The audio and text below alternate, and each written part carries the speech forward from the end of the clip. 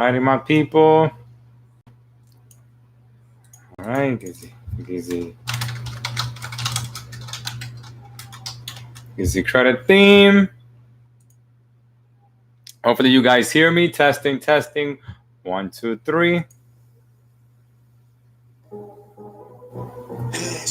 All right, you guys hear that well? I think you guys do. What's good with y'all? What's good? Oh, okay, so Facebook doesn't have anyone. Usually everyone starts coming here. Oh, please like and share video. It helps us out tremendously. Please, thank you for liking and sharing the video. Got my cafecito right here. All right. Miss Biscotti. You go like this, right? You just wait. Keep waiting. And then you make sure you get a little bit of that cinnamon at the same time.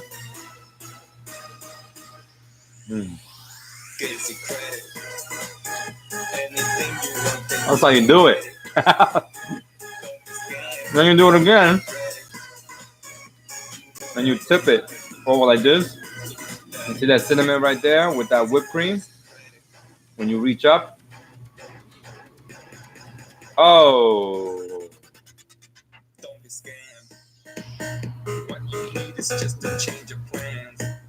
Resto viendo. What's good with y'all? Oh. My neighbor's looking at with chat. Pop out chat. My bad. Oh, what's good? What's good? Eastwood. Angie. Brian, what's good with you? Cafecito. Espresso. We're about to go on live. So, you know how that goes. Gotta get that energy in. Did you guys hear about? Oh, yeah, you guys did hear about liking. Thank you for the 2 people who liked the video. Appreciate you very much. Let me get John on the phone. Spoke to John today with a customer. Oh, wait a minute. Okay. Oh no, can't play that. We want to be monetized here. All right. So I got one viewer here on Facebook. You can ask your questions. Let me just put down here. You can ask your questions here. Okay. So let me get John. Today, I'm not doing it on my regular Facebook because a lot of people just leave. I start off with like 20, 25 people there, and then people just bounce. And then you come on later, like an hour or so later, asking questions.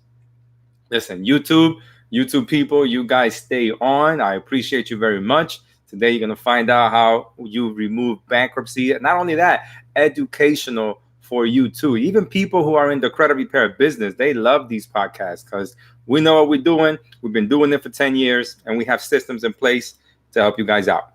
Anyways, let me call John. All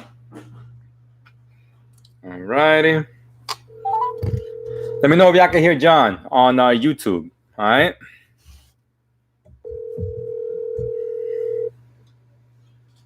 Hello. Jay. Hey, what's up? You good? Yeah. Okay, good. Yeah.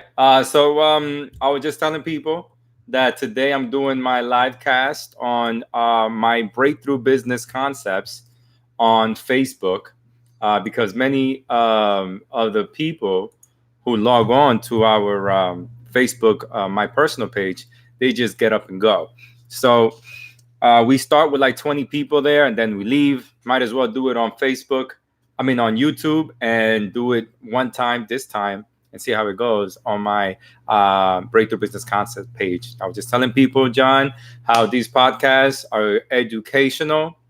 These podcasts are for everyone out there, whether you're in the business or you are wanting to learn more about how to start credit repair, or if you've been had bad credit for some time, we definitely can help out. We take on credit repair customers on a daily basis.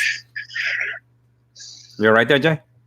Yeah, I'm sorry. Yeah, I'm listening. So we take on credit repair customers on a daily basis, but we do have systems in place if you want to do your credit repair yourself.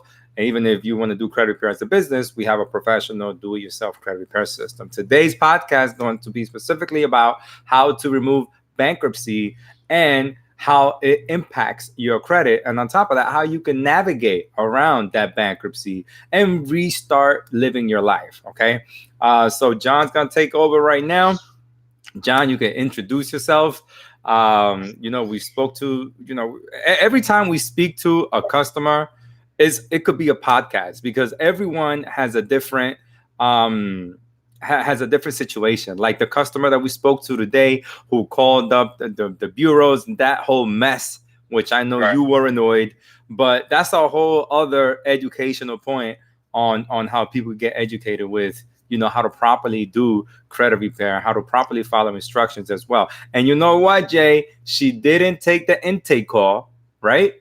Right. She didn't do an intake call, and if you don't do that, part of that though, not to interrupt you, part of that's because of the fact that we helped her husband before, and then they came back, and we'd already helped him one time, and they came back, and when he came back this time, he came back with his wife. But I mean, that's part of the reason why they didn't do the intake call, just because they've already, the husband had worked with us at length in the past and was already kind of astute, but she hadn't. And you're right. I mean, it kind of reflected on it, but we can touch on that. I mean, as we go through it and get a better idea. But I think, just to introduce myself, my name's John Brucker. Me and Gizzy have been working together for probably 7-8 years now, relating to credit repair and debt related stuff. We've done, I don't know, six or seven of these podcasts now over the last couple of weeks. Two a week. Yeah. And we're trying to touch on a lot of big topics, that we get a lot of questions on, and then more importantly, that we get a lot of confusion around, and hopefully at the very least, these podcasts can kind of provide some educational resource to tap into, because some of this stuff, everybody's got a different level of financial education as it relates to credit and debt. So maybe this can be a point for people to jump into as far as getting an understanding of what's actually true and what's actually false. So first things first, as far as the bankruptcies are concerned, there's two different types there's three. There's the Chapter 11, which is business. There's the Chapter 7, which is personal, and then there's the Chapter 13, which is a mix of two. Jay, let me first start off by saying we can remove bankruptcies from the credit report, and we have been doing it for years, correct? Absolutely, we do. I mean, I think you've made numerous videos. I have a playlist of videos. Yeah, I mean, going back 10 years probably of public records we've removed. So removing them from the credit report isn't an issue, I think. But I just want to establish just a baseline of understanding, and then we can kind of glide into the idea behind whether they can be removed or not. So there's three different types of BKs. The one that most people that are going to be listening to this are familiar with is the Chapter 7, which once approved, everything can be discharged. Okay, meaning the debt is relinquished. You're no longer responsible for it. The lender basically takes the hit on it, and once it's over, you come back out. You come out the other side of it completely fresh with no outstanding debt. Now, here's where we see a lot of confusion. People think because I guess the bankruptcy attorney doesn't explain it to them, and maybe what they read is just not clear. But the understanding is that when they go and file bankruptcy, that those accounts that they include in bankruptcy are off the credit report, and all that's on there is just the bankruptcy itself. And the problem is that's not the case. What ends up happening is obviously there's a bankruptcy that's filed, and then all the accounts that you include in BK, whether it's one account, two accounts, 15 accounts, 20 accounts, in some cases more, they all are still listed on the credit report. They just have a notation next to them that says included in BK. So in essence, what that does is it just shells the account. So this is why when you come out of the other side of a Chapter 7, in those particular instances, what ultimately ends up happening is your score isn't torched.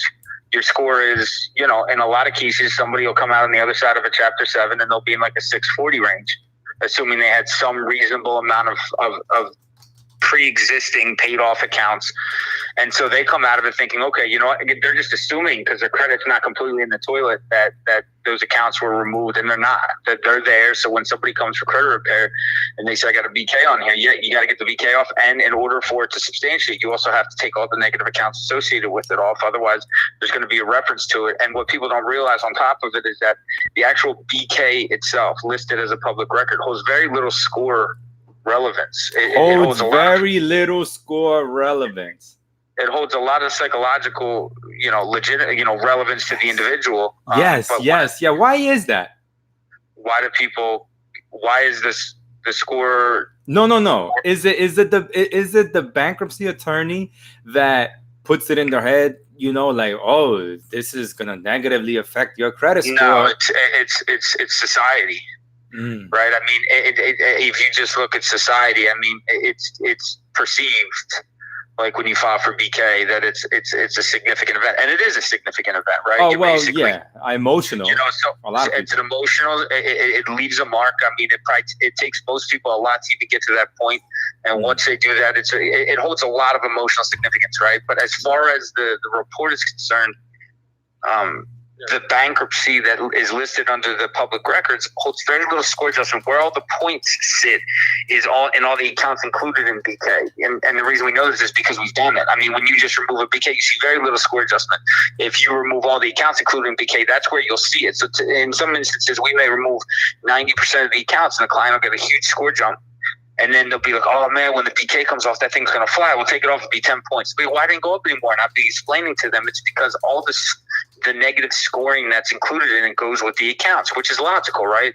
I mean, there's history in those accounts, and as a result of it being included in BK, there was an adjustment made on the scoring of it. And when you remove that and you extract that from the report, you're going to get those points. You're going to start to recover those points as a result of it. The BK didn't have a score element to it at any point in time. It was added and ultimately removed. So there's no. Is it because it's a public record? But I thought that public records meant something back in the day. You know how they used to add, trade lines or trade references on your credit report back in the day? That's like the only way that people had, they'll go to the court office and they say, hey, you borrowed money from me, therefore I'm going to report it on a monthly basis to the courthouse. You are aware of that?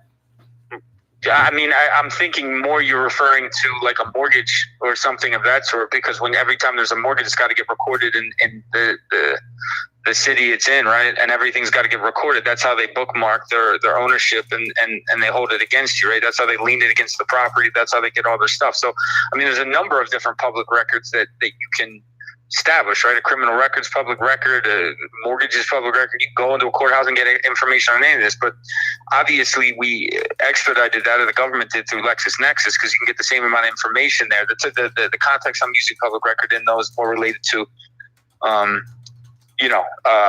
these, as it applies to the credit report, which would be specifically isolated to liens, judgments, things of that sort, that report as public records negatively against the credit report. And it's basically the creditor's way of bookmarking you. If it's a lien or a judgment, it's their way of bookmarking you. And at BK, it's their way of kind of branding you, unfortunately, for what you experienced during that period of time. And it stays there unless another company comes in and removes it, like ourselves. It stays there for, again, it depends on the statute, but in most cases, 7 years, depending on the jurisdiction and the area and things of that sort, and the type of BK that's filed. But again, since we're talking predominantly about Chapter 7s here, because it's going to apply to most people, it's typically 7 years from when it's filed. For mortgage purposes, which is great, they've especially FHA, because FHA's only motive is to just keep turning and burning these mortgage loans. Now it's 12 months out of bankruptcy discharge, you can get a mortgage. So, I mean, there used to be, I remember back after the crisis, it was 2 years and 2.5 years. At one point it was 3 years. And, now we're 12 months out of BK discharge. You can go get a house. So yeah. That was one question that I wanted to ask you, because it has changed throughout time. Because again, these banks want to make money, and having a bankruptcy just psychologically would be like, oh, I can't get anything for 10 years until that bankruptcy is gone. Yeah, so what happens is, with every year, FHA pumps out And conventional loans, they make their adjustments. They adjust the limits on the loans, right? Okay. In particular counties and areas and such, and they make adjustments to things like this, like, how long out from a BK. It gets adjusted annually, so every year you see it adjusted. It's not a fixed number that rolls through. So they make those adjustments, and in a lot of cases, those adjustments are probably made on formulas and risk-related formulas, right? So, given the fact that right now, based upon what we talked about in the last podcast, which was that mortgage delinquencies are going into the end of this year, we're at an all-time. They were at like a 5 or 6 year low, 4 or 5 year low. Obviously, going into that, their risk models are showing not a tremendous amount of risk, which probably enabled them to be a little more risky going into the following year. Which I think personally, 12 months out of BKs, discharges, because you can discharge a BK in 3 months. It's not Correct. like you got to wait 2 years. If you don't have a lot of accounts and your attorney knows what they're doing, you can get in and out of BK in 3 months. So that's essentially saying 15 months out of filing BK, you can essentially go buy a house. That's crazy. But Jay, I'm thinking people file for BK, not just to file for BK, because isn't BK a bankruptcy protection? If you're trying to protect your home, for mortgages. Yeah, you can. It absolutely happens. It happens all the time. People go in and they file, and it gives them a stay on the house because they can't foreclose on the house while you're in bankruptcy, protection, and you're protected during that period of time while it's being heard. And a lot of people will file with the sole idea, even if just to stall it, even if it doesn't get accepted. That happens a lot too. Because it takes time for the court to process it, receive it, rule on it, etc. You get a month or two of protection just there, right? Trying to negotiate with the creditor. Obviously, if you're actually a legitimate candidate for bankruptcy, you can go and try and get your mortgage included in bankruptcy. The problem is if the mortgage does get, if it does get included in bankruptcy, the bank just takes the house back because they still have first position on that, right? So, correct. It ends up being, if it's not an opportunity for you to try and renegotiate terms, you're in a certain way kind of accelerating you exiting the house at that point, right? A lot of people do it as an opportunity to try and renegotiate terms, stall time, drag it out. The problem is you probably have more success going through a modification process when you're in the early stages. Not that I'm promoting this, but going through a modification process than going that route, because these modifications, they're better now, but if you're somebody that's in it, you can really shake the tree for a while going through those modification processes. Correct. If you're not, here in Jersey, you could stay in your house for like 5 years. Yeah, it's every area is different, and obviously the ones that were hurt the worst, as a result of 08 or 09 made state-related adjustments to that stuff. But, I'm not sure everybody's specific, state and what those rules are. But, yeah, there is absolutely protection that comes as a result of doing that. Now, as it applies to the credit report, though, what we typically tell people is, we have clients that come through and they got tons of stuff on there that needs to be removed. No judgment. And they ask, well, wouldn't that be better off filing for BK? And here's the thing I tell people, just because I've seen every side of this business, including the settlement side, you're going to pay even a cheap bankruptcy attorney a couple $1,000s. It's like $3,500, Jay. Yeah, even a cheap one, right? Even one that considers themselves cost effective, you're still going to pay a couple $1,000s, right? And the reality of the situation is there's no guarantee that it's going to get done, and there's no guarantee everything's going to be discharged. There's just no guarantee. And what I tell people is you're better off taking the amount, if it's not an excessive and overwhelming amount, you're not so emotionally fragile. Because what ends up happening is the psychology of the situation is that people that are at that point where they're just inundated with collections and they're getting called all day long, right? Well, that's the whole thing. We both get should I file for bankruptcy, yes or no? At the end of the day, how I put it to them is like, it's really, I could give you my logic, right? Well, when we give these people these quotes and we tell people, you don't have to do this BK. But then again, it's people's choices and their situation. Well, that's what I was saying. So what ends up happening, the psychology of the consumer that's in that position is it normally takes like 6-7 months. And if they have 6 or 7 different collections on them, 10, 12, they're literally getting called from 8 a.m. until 9 p.m., which is all day long. And the ones they do answer, the people are scaring the mess out of them, right?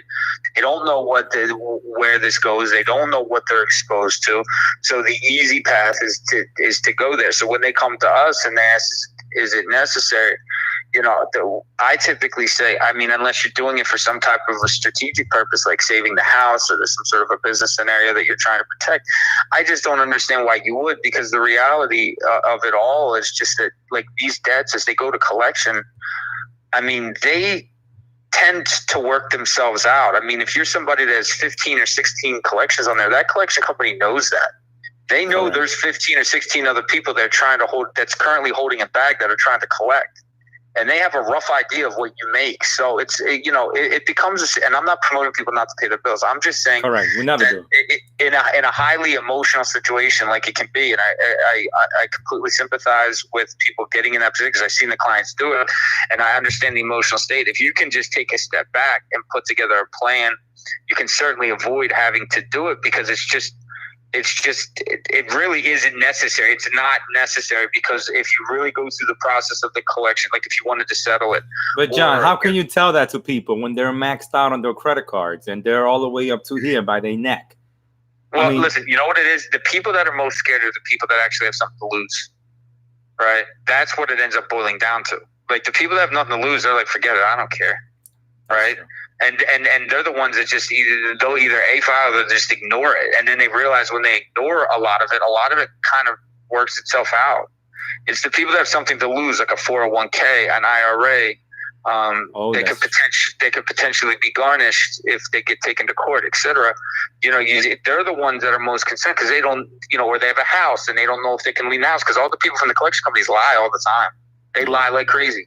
If any of those calls were ever audited, they'd all be in jail. I mean, the amount of violations that I hear and stuff on a daily basis is ridiculous. It's absurd. And they don't ever get regulated as heavily as they should. And they don't get audited on the phone by the FTC as much as they should. And as a result, you have people crapping themselves, right? Because they're just making these idle threats that have no legal legitimacy whatsoever and won't ever be substantiated. They're just doing it to force them to pay, right? To get something, because that's how they get paid. They get paid off the commission off of what they're collecting, right? Yes. So they're not looking at the other person on the other side of the phone. That person might as well be the other side of the planet. They're just trying to squeeze whatever nickel they can out of there, because they get a quarter of that nickel, right, or 20% of that nickel. So yes. I mean, that's all it ends up being. And I think on a broad scale, I just think if people knew that they could avoid it, and that's what we try to encourage, because I mean, look, for a lot of the people that come, the amount that we charge people becomes a problem, right? I mean, like, people say it's too expensive, and in my opinion, I think we're extremely competitive as far as the cost is concerned. I can't imagine where they're drumming up $3,500 to do, you know what I mean? Thinking in my head, if you're somebody that's got $10,000 in outstanding collections, and you're trying to lump all that into a BK because you're getting overwhelmed by it, and you're paying an attorney $3,500, you could settle that debt for probably 20 cents on the dollar, save yourself the money, and put an extra 15% in your pocket, right? In this case, it would be $1,500. So it's like, and again, I know I'm speaking from a completely unfazed, unemotional perspective. I've just seen it all the time, and we try to tell people, when you put pen to paper and you make sense out of it, and then you look at all of the other areas. Like, number one, if you tell a collection company not to call you anymore, they can't call you. They got to correspond with you through writing. I mean, that's not optional. That's the law. So you send them something in writing saying, I don't want to call them anymore. You can only communicate with me through mail. They have to do that. So if the calls are a problem, send that letter out. And if you need a letter, email us, and we'll give you one that you can send out to see if you don't have a heart attack. But as far as I mean, mostly people, they panic. They do, and it's understandable, right? Because a lot of it typically comes at once in a big snowball, and it's a snowball that is just incapable of swallowing, because there's just so many unknowns, right? And then they go online, and it's like somebody that has a cut on their foot. By the time they go online and they try and identify what it is, they're prepared to get the foot amputated, right? I mean, it just compounds concern and anxiety to a length, to a degree that is uncontrollable. So I think, look, the point I'm trying to make is just that when we talk to people about trying to get the BKs off, we tell them our personal opinion is, if you just need to get out from underneath this because it's just completely draining, then you got to do what you got to do. But correct. If you take a real tactical approach to this, I mean, it can be avoided unless there's, and in certain instances, if there's a lot of assets, then it has to be avoided, right? Otherwise, It's subjecting your assets to the situation. So, there's a lot of different variables too. But for a lot of the audience that's going to be listening to this, in a lot of cases, it can be avoided. And even down to the thing I see a lot is I see a lot of people that get inundated with the medical related debt, because either they didn't have health insurance or they did get in and they did have insurance, but it just didn't cover enough, and they were there for a period of time, and the bills just keep rolling in, right? Well, that's the whole thing is that, and having friends, family tell them what to do, and they always have a brother-in-law that knows everything, and they listen to that brother-in-law. Honestly, that is the biggest hurdle in this credit and debt business, is whether it be people that don't know what they're talking about that represent themselves as companies, or people at home that are the expert in the house but really don't know anything about anything. No disrespect to anybody, but it ends up running interference to the people that really know what they're doing. You know what I mean? So this individual comes in because they watch this video, or they talk to their cousin or something like that who supposedly knows, and he's the guy that gets things done in the family, and they're bringing that information to us. And I appreciate everybody's perspective. The problem is that they're predisposed already to that information, so they're convinced, because it's coming from a reliable source to them, that it's fact. So anything we say becomes opinion, when in reality, what they're listening to is opinion, and what we're providing is fact. You understand what I mean? Yes. So it ends up being the first 20 minutes of the conversation is us convincing this individual after they already found us. We're not in that convincing business, though. We just hit to show facts, and emotionally, you take it as how you take it. Because sometimes people think we have an attitude when we speak to them, and we're like, no, this is the way it is. Yeah, I mean, I think that ultimately it's a show and prove business, and we talk about this all the time. So I mean, I don't mind going back through, but it's we're not in the hard sell business either. You know what I mean? So it's like, we've been doing this so long. If you want us to help you and you want to be helped, we're happy to help you. And feel free to look at these 10 years worth of videos that demonstrated this archive of podcasts that we do, and that we're going to continue to do, that's going to demonstrate to you and let you know that the right people with the right level of expertise in this particular niche know what they're talking about and be able to get you there. And then you leave it on the consumer to make the decision. I mean, it is what it is. Everybody aligns themselves separately with different people, and is drawn to different people in different ways. So, part of this process, other than trying to educate, is just to be more transparent about who for the people that are considering starting this, just to look into working on their stuff, and B, to kind of eliminate the confusion around, the level of expertise, if there is, and then the degree of expertise, if there is, plus all the other stuff that we're trying to make transparent for people that are considering starting. So, well, as far as education, Jay, I mean, I was listening one time to the Breakfast Club, right? That show, the morning show, because I'm over here in Jersey, so they're in New York, so that's like a radio station. And they had this woman live one time talking about credit, and they asked her, can bankruptcies be removed? And she right there and there said, no, they cannot be removed. And she's talking to 3 million people here in the metro area that are listening. No, the bankruptcies cannot be removed from your credit file. I mean, I don't know what the context of the question was, right? But you see that a lot, though. Like, again, this is why I said, so, this is one of the biggest hurdles in this business, is just kind of establishing and trying to avoid the interference that constantly gets run on a regular basis. And honestly, I blame the system in this case for a lot of this stuff, right? Correct. Because you don't learn it in school. So there's no central location that people can go back to and say, even if you call the bureaus, you get somebody from a third world country that comes on and is based strictly and almost entirely on IT, right? Yes. They don't know the nuances and the ins and outs of any of this stuff. They can't answer that question. Broad answers. So even the places that should be able to give you specifics can't. You go talk to a BK attorney, he's going to tell you stuff about his credit that's totally wrong. I've had to deal with this for years and correct it, right? To clients, to consumers, etc.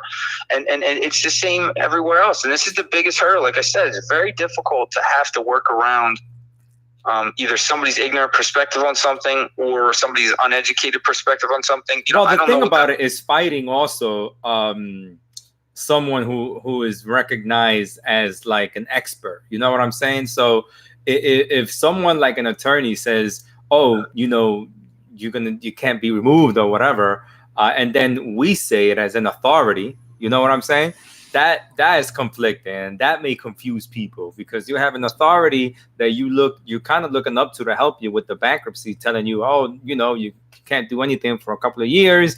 The bankruptcy is going to be on your credit report, but yet you have an authority like us telling you, showing you videos that it can be removed in 30 days or less at times. But at the end of the day, it's always a process. So it comes to a challenge when you're challenging an authority, and then you come and look at us and say, no, this is the way that it is. But in all fairness, no disrespect to any attorneys, but an attorney is an attorney. I mean, he's not built any different. It's not like a doctor. You understand what I mean? Like a doctor is somebody that has a very, very specific craft, that like a brain surgeon. You know what I mean? Yes. Like none of us could go in and read it, watch a YouTube video and conduct brain surgery. Okay, all due respect, I'm not saying that some attorneys aren't so niche and like specialized, but like a lot of these attorneys, they're just human beings, and they're giving their opinion. They know their craft, which their craft is to file the paperwork, right? And filing that paperwork is a process of them including accounts in, notifying creditors, submitting it to the court, waiting for the creditor to get back. And again, no disrespect to anybody, but it sounds like anybody that's listening to this and on this call right now could probably do the same thing.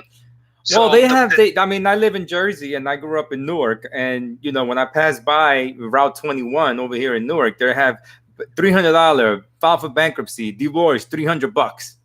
You know what I'm saying? It's like you could do those things. But that's the point I'm trying to make. So just because an attorney says something doesn't mean that it's fact. I mean, they're human, right? So, and this isn't that specialized of a scenario. Now, the point I'm trying to, like, a lot of times that we get though, from attorneys though, is that either there's attorneys that forward over business with the idea that the client needs help, but they understand the process, and then there's ones that just give their opinion, and the clients honestly typically recognize that, because the ones that are coming that need to get BKs removed have typically done the research to see the companies that can remove BKs. You understand what I mean? They don't go to. You may get the question that my attorney said it can't be removed, and then in the same conversation they'll be like, yeah, my attorney said all the accounts come off through discharge, and it's like, first of all, well, unfortunately, the accounts don't come off through discharge. The debts are relinquished, but the accounts will still be there. So be prepared for that. Or they just come to you and say, I just need this BK removed only. And you're like, yeah, I actually saw that. You're absolutely right. I actually saw that last week. And I said, listen, I got to be honest with you. And this is the exact response I gave to the client. I said, look, I got to be honest with you. We can do it. I wouldn't feel great about charging you, because it's not going to get you any closer to where you want to be. And he said, again, here we go. So he's like, I watched a YouTube video about some guy that filed BK 18 months ago, and now he's getting, $100,000 cards or 20, 30,000. I don't know what he said, something now. And I'm like, I'm sorry, it's not realistic. Correct. So, I mean, it's just not, I mean, maybe he saw it somewhere. I don't know if it was real. I know we do all this all day, every day. Correct. And I think people think we're exaggerating. I'm not exaggerating about that. I mean, literally, I look at files all day, every day. I help people all day, every day doing this stuff. So when I'm talking, like I said in the previous podcast, it's not opinion. Like, these are facts. So, I mean, when you go to a lender and you're trying to get unsecured credit with no collateral, by the way, okay, there's nothing, there's not a car, there's not a home there. That's why, the Fannie Mae buttoned it up to 12 months after discharge to get into an FHA loan, because that's a collateralized debt, right? Correct. So if push comes to shove and you say F you to FHA, number one, they're going to throw you out of the house, and they're going to get their collateral back eventually, right? If you do the same thing on an auto loan, you flip them the bird and walk away and say, I'm not paying you, and they're going to get that car back 99.9% of the time, right? When this stuff is unsecured, like this credit and funding that people call it funding, and it's largely credit cards. When this funding, this is totally unsecured. So to think that you're going to come out of bankruptcy 12 to 18 months before, okay, 12 to 18 months where you just charged off how many credit cards, and they're going to turn around and say, listen, clearly you learned your lesson. We want to lend you hundreds of thousands of dollars in 12 months. I'm sorry, it just does not. I did Bank of America dirty. Can I go back to Bank of America and get the same credit card after a pop of BK? Well, that's yeah. But again, I'm not trying to make fun of anybody or say anything like that about the perspective.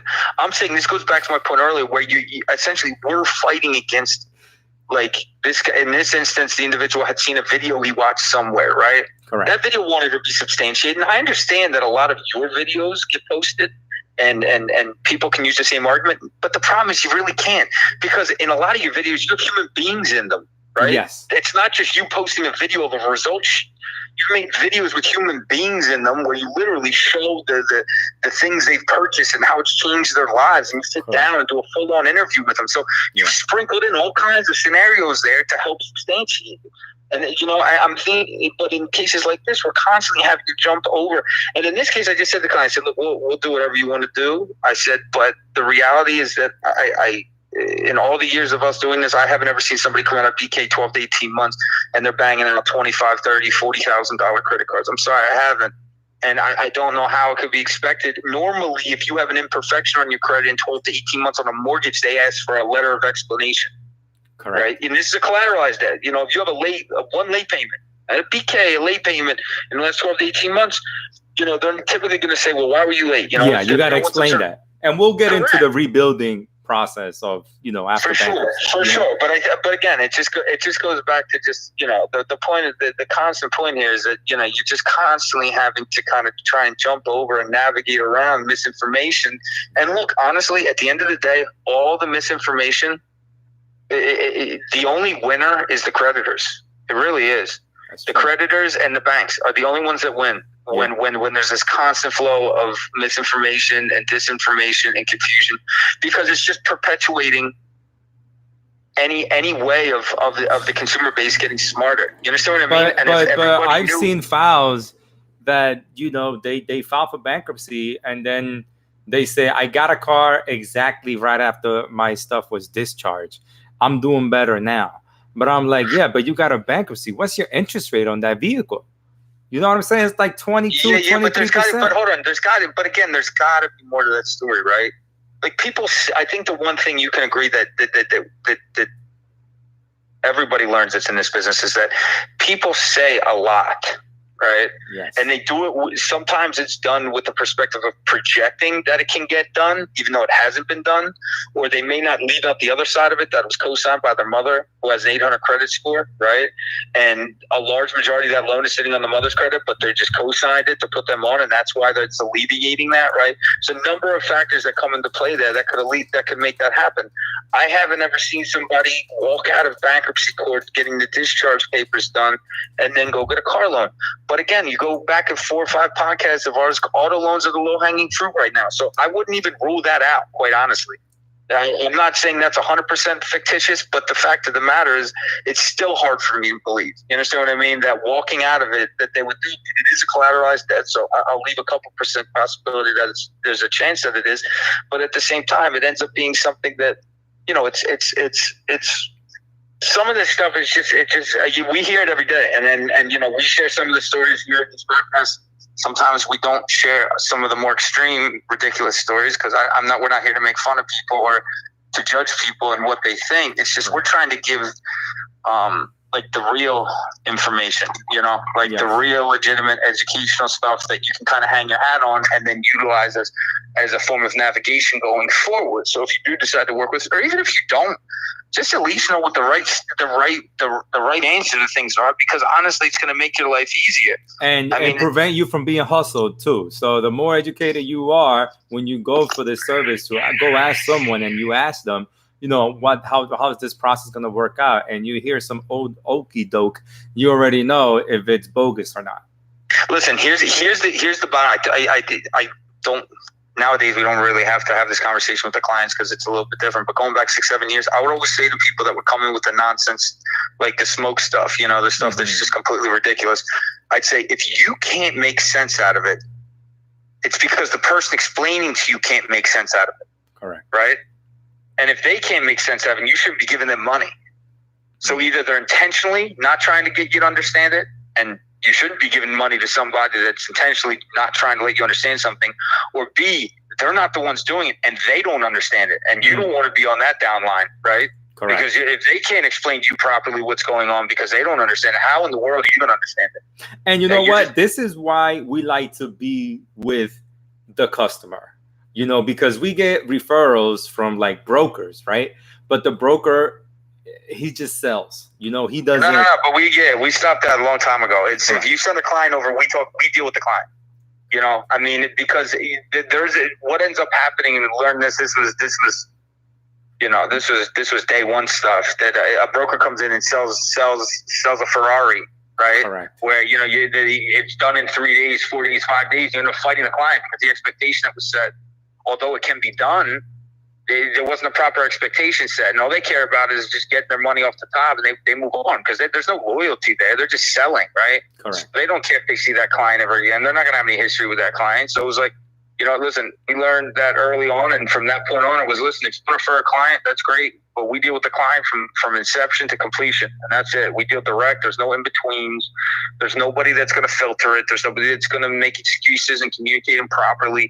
There's not going to be any of that nonsense, because this is what we value in the process. You know what I mean? And again, part of it goes back to earlier where I was saying about the fact that, you know, there's an educational element to this stuff that we do. You know what I mean? Like, yes. Clients learn as we're working through this because they ask questions, they get the right answer. Correct. And they're like, oh, that makes sense. I couldn't tell you how many times it's, oh, that makes sense, right? Yeah. No, every customer that, you know, we get who tries to challenge us, you know, not to say that everyone does, but some people, because they heard it from an authority, they come back to us and they, you know, are ready to attack us. The next thing you know, we calm them down with facts. And that's how they leave the conversation feeling better about their process of what they're going through with the credit repair process with us.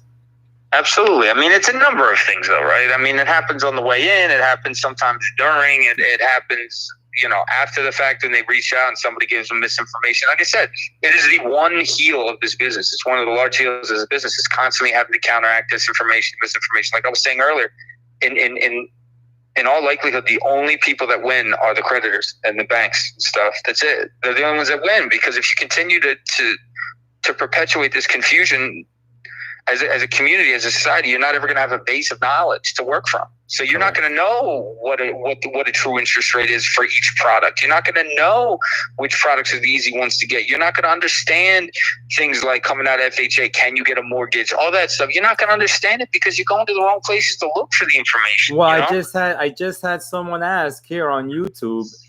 Someone say, stay away from FHA if you can.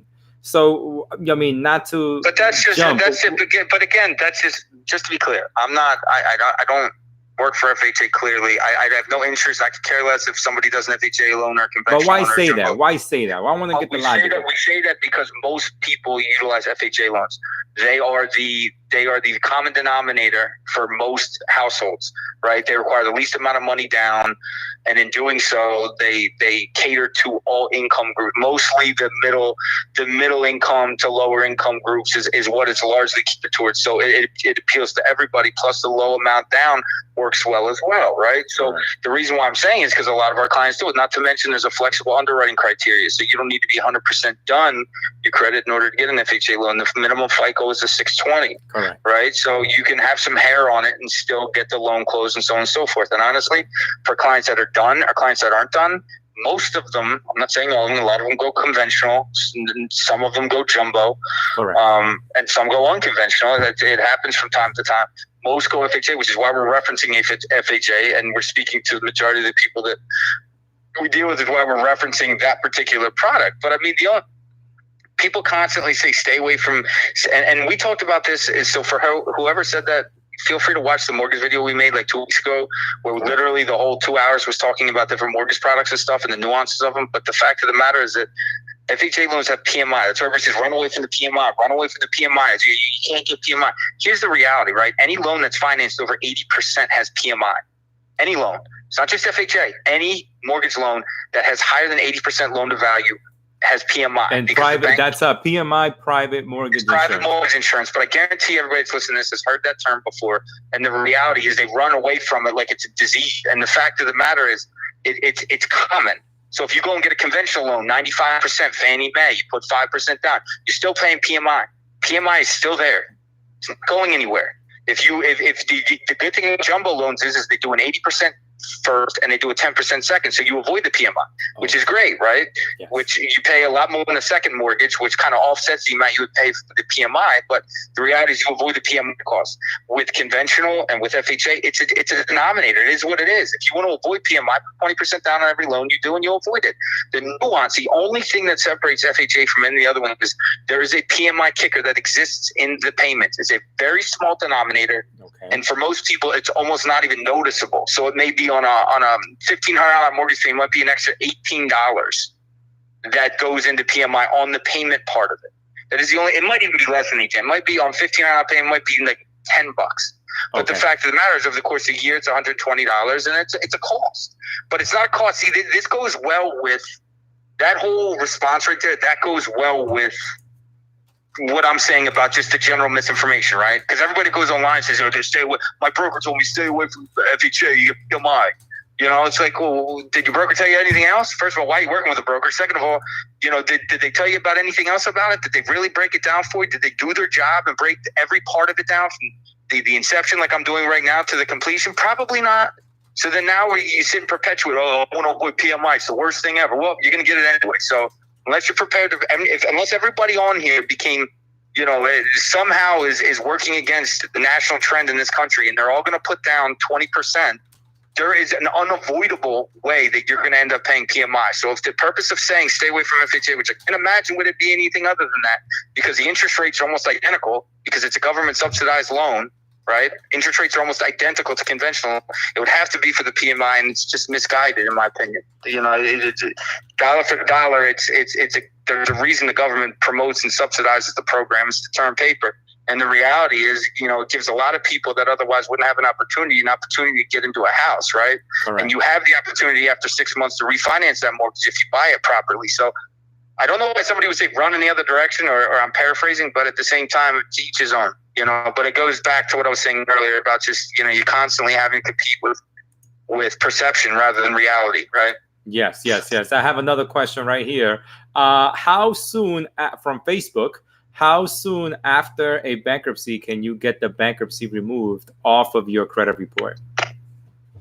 It's so with a 7, we can, I mean, once it's established and the accounts are shelled up, was normally when you file. So when you go to file a BK, if it's a 7, I'm speaking on a 7 right now.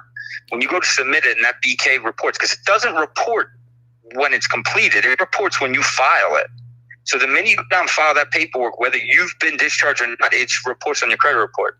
And when he says whether you're discharged or not, is whether you go through that process of the bankruptcy. No. Hold on. It means whether they actually said, this means where they said that you don't have to pay these debts and they've been relinquished. That's what discharge means. So let's just say you had but what I'm getting, Jay, is that even if you file it, and even if you don't go through the whole bankruptcy, it was still filed. So correct. I mean, we've had, and it was still shown on the credit report. Absolutely. Correct. And that what I'm trying to say is that whether you complete that process or not, it's going to be on there. So once it goes on there, it's not going to have any, from that point to discharge is no different as far as the credit report is concerned. You're not going to see a large deviation in scoring from the minute that shows up to when it completes, because at that point you're getting the protection from the credit report. You're getting so it's already there and you're seeing it. So you're getting a ding, but you're not getting it's not going to go down to 400. You're going to get that protection from the bankruptcy associated with on the scoring side too. So whether you wait till after discharge or not, it's in the pay. We tell people you can wait if you want. I mean, it's up to you. We don't need you to wait till any time after you file it, because once you file it, all the negative stuff's going to be on there already, and it doesn't accelerate or exacerbate after that point. So it's completely up to the client if they want to wait till after that point is done or not. But once you file, all that stuff goes on the report. So it's not going to impact us as far as, you know, whether you wait or not, as far as our ability to go in and start working and getting removed. Is that how we able to get is that how we are able to see 2 to 3 bankruptcies on the report? Like, let's say a bankruptcy. No. Some people file repeatedly. Okay, Jay, but I have a video that we were able to remove 3 bankruptcies in like 3 months, and they were chapter 13. So that means that whether the lady went, and that was a referral, someone in Oklahoma that we helped out, the mother. I forgot. Right, but you got to understand. Hold on, let me stop you there for a second. Okay. Chapter 13 is different. Okay, so Chapter 13 is a reorg of business and personal debts. So you're essentially combining them together, and you're reorganizing the debt to a payment plan that can work within your needs. So it takes a long time because those creditors literally have to fight with each other to pine up to see who gets what they can. They're all taking an enormous haircut. Then the court has to approve it. It takes a long time. And they could refuse it because they could ask for a complete financial from you, which they do. And if they determine that either A, you're just using it for protection, or B, you're trying to mess with the court, or C, any number of things, they could reject it. The court could reject it. So when you file, it shows up. Sure, it'll show as dismissed, but it's going to show as a 13, right? And if you try and do it again for the protection, whatever protection you were afforded for that purpose, it's normally people doing it because they're trying to A, see if they can get through with a 13, and B, see if they're trying to utilize some sort of a protection that it's allowing them at that time. So when you start to see multiples of it, that's the reason why, right? Now, granted, there are just some people that are comfortable with the bankruptcy process, and you'll see multiples of them. Like they'll go through and then they'll do it again. And, there's not that reluctance there. Okay. And that same kind of psychological emotional attachment to it. So, I mean, it goes both ways, but what you're describing on the 13 level, it's because it's a totally different process. Like 7, you can, like, the idea is to go in and just wipe it all out. But the 13 is a complete reorg. And as a result, you have to literally come up with a payment plan to pay them back. And that can be a little more difficult while that's going on to get them removed. We still do it, but while they're paying it back and it's being reorganized, sometimes that can be a little more difficult to get off. But I've done it. And well, so yeah, we've definitely have done it, but is it? Well, I got this other question asked, right? Gizzy, okay. Have you ever not been able to remove a BK? So, that question. My answer to all these, we get always because the psychological pattern is to just go to the worst case scenario. So let's mark it out. So what we tell people, whether it's on the phone, in person, over email, over text, etc., the response is always, if you let us finish, we'll finish. No, but my thing is, he's, because sometimes we were able, can you explain how one bureau will get done faster than the other gets done, and then the other, the last bureau gets done? It could be either of the three. So, well, to answer the last question first, the reasons that the 3 bureaus get done separately from each other is because they all work from a different algorithm. And meaning they all substantiate certain information differently, and the algorithm is more detailed in some areas than others, which is why you see for each one of them. So they don't work off a common shared algorithm. It's why they do the disputes independent of each other. That's why all 3 of them are individual publicly traded companies, which you could buy stock on tomorrow morning. And that's why they all operate autonomously from each other. And as a result, the responses are different. So it's completely, the reality, though, is, just to be clear and go back to the credit life system and the general premise behind we do this. So the idea is the same, though, on how accounts go on and how they can come off. Okay. So the general premise behind each one of them is the same. How they handle these disputes and what kind of fight that they put up within the context of each one of these disputes based on, their general algorithm that they operate these disputes from is it's not something that we would be able to tell the difference in any way, other than the fact you see how they fight. Like, for instance, Experian fights the most, by far, hands down. Borderline, like there's things that they'll fight you on that they have no business fighting you on. They'll fight you on a name misspelling, right? Like, if they're legitimately spelling your name wrong, they'll fight you on getting that name off, even if it's legitimately a wrong name, because they know that the creditor reported that name. Correct. And they're very transparent about the fact that they protect the creditors, right? Correct. And in doing so, they fight tooth and nail in an effort to try and keep that information on there. So something as simple as, listen, let's just say guy's name's Joe Jackson, and you have Joe Faxon listed on there. Everything else the same, so the J and the F are switched. Call them up and say, listen, this is causing me a problem because there's a real Joe Faxon that I'm getting stuff in regards to. Can you remove it? They'll fight you on it. They will fight you. You can send in driver's license, everything. They'll fight you on it. And eventually they'll take it off. So to answer the original question, you need to understand who you're in the game with. So and what they're how to kind of work around the nuances that exist within the overall process that they deal with. And Experian by far always the most difficult. TransUnion, not that means that they're easy, but TransUnion is the most outdated, the most simplistic of the 3. They're the least technologically advanced. They also are just in all forms the simplest of the three bureaus.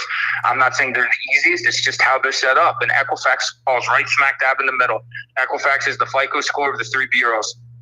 Meaning like they're smack dab in the middle. Experian is the biggest, the most capitalized. TransUnion is the smallest, least capitalized, and Equifax falls right smack dab in the middle. So as a result of that, I mean, I can't give a specific answer other than what I already explained, why some bureaus get done sooner than others.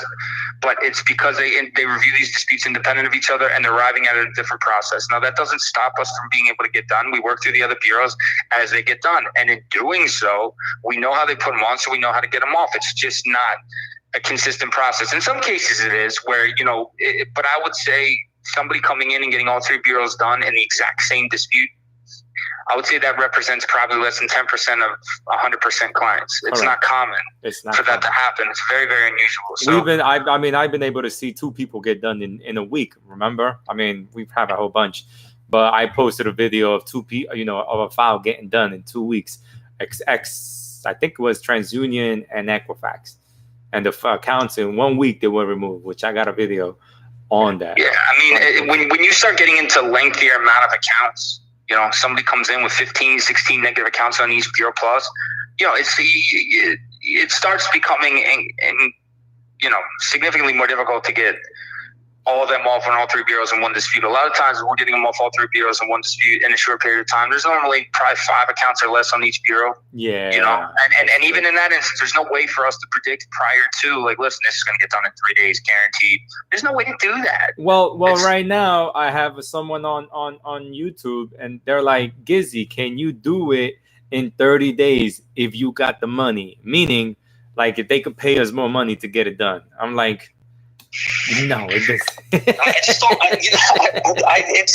But I don't. This is what I'm talking about. Like, we're going to all this length and all this detail to try and explain this stuff, and I'm not sure. That was a question that was asked prior to us getting into, getting into it right now. When I just logged on.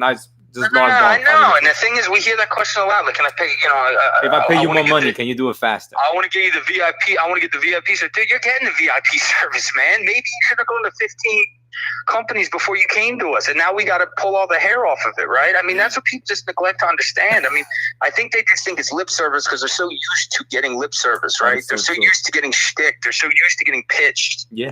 That when they actually have somebody that's shooting them straight and is A to B, right, and just completely direct with them, they're treating it like it's shtick, right? Like it's a pitch, and it's like, dude, this is not a pitch, man. I don't have enough energy, and there's not enough time in the day. I'm up at 5 a.m. working. I don't go to bed till late, and I'm working the entire time. I don't have enough time in a given day to have to sit and pitch somebody on why something happens versus another thing.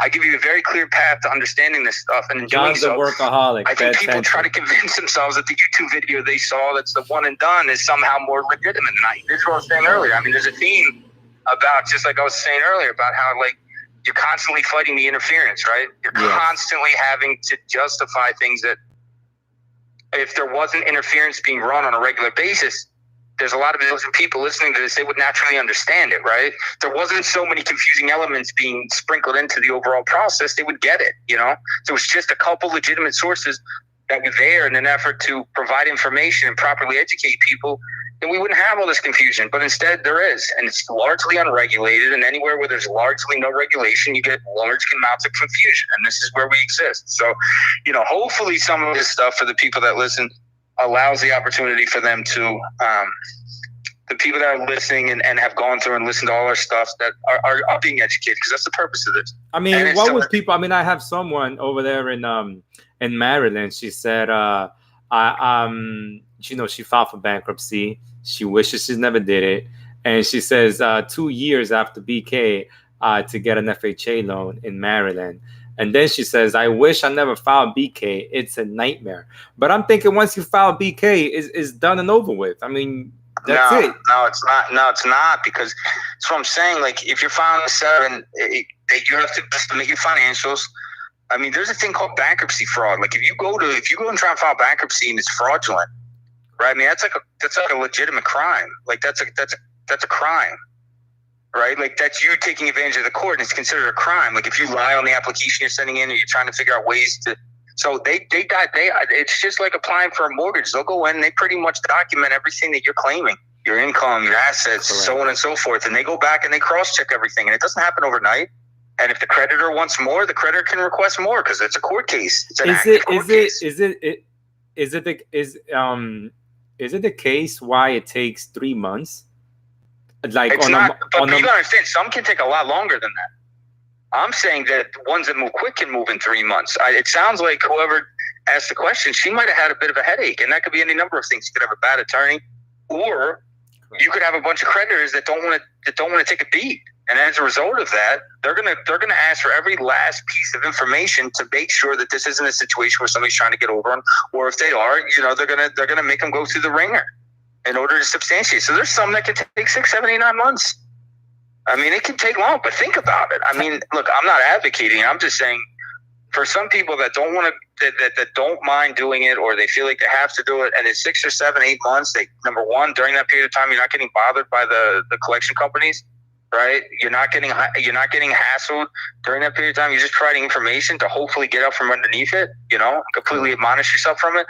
For somebody that's coming from an emotional perspective, like we talked about earlier, correct.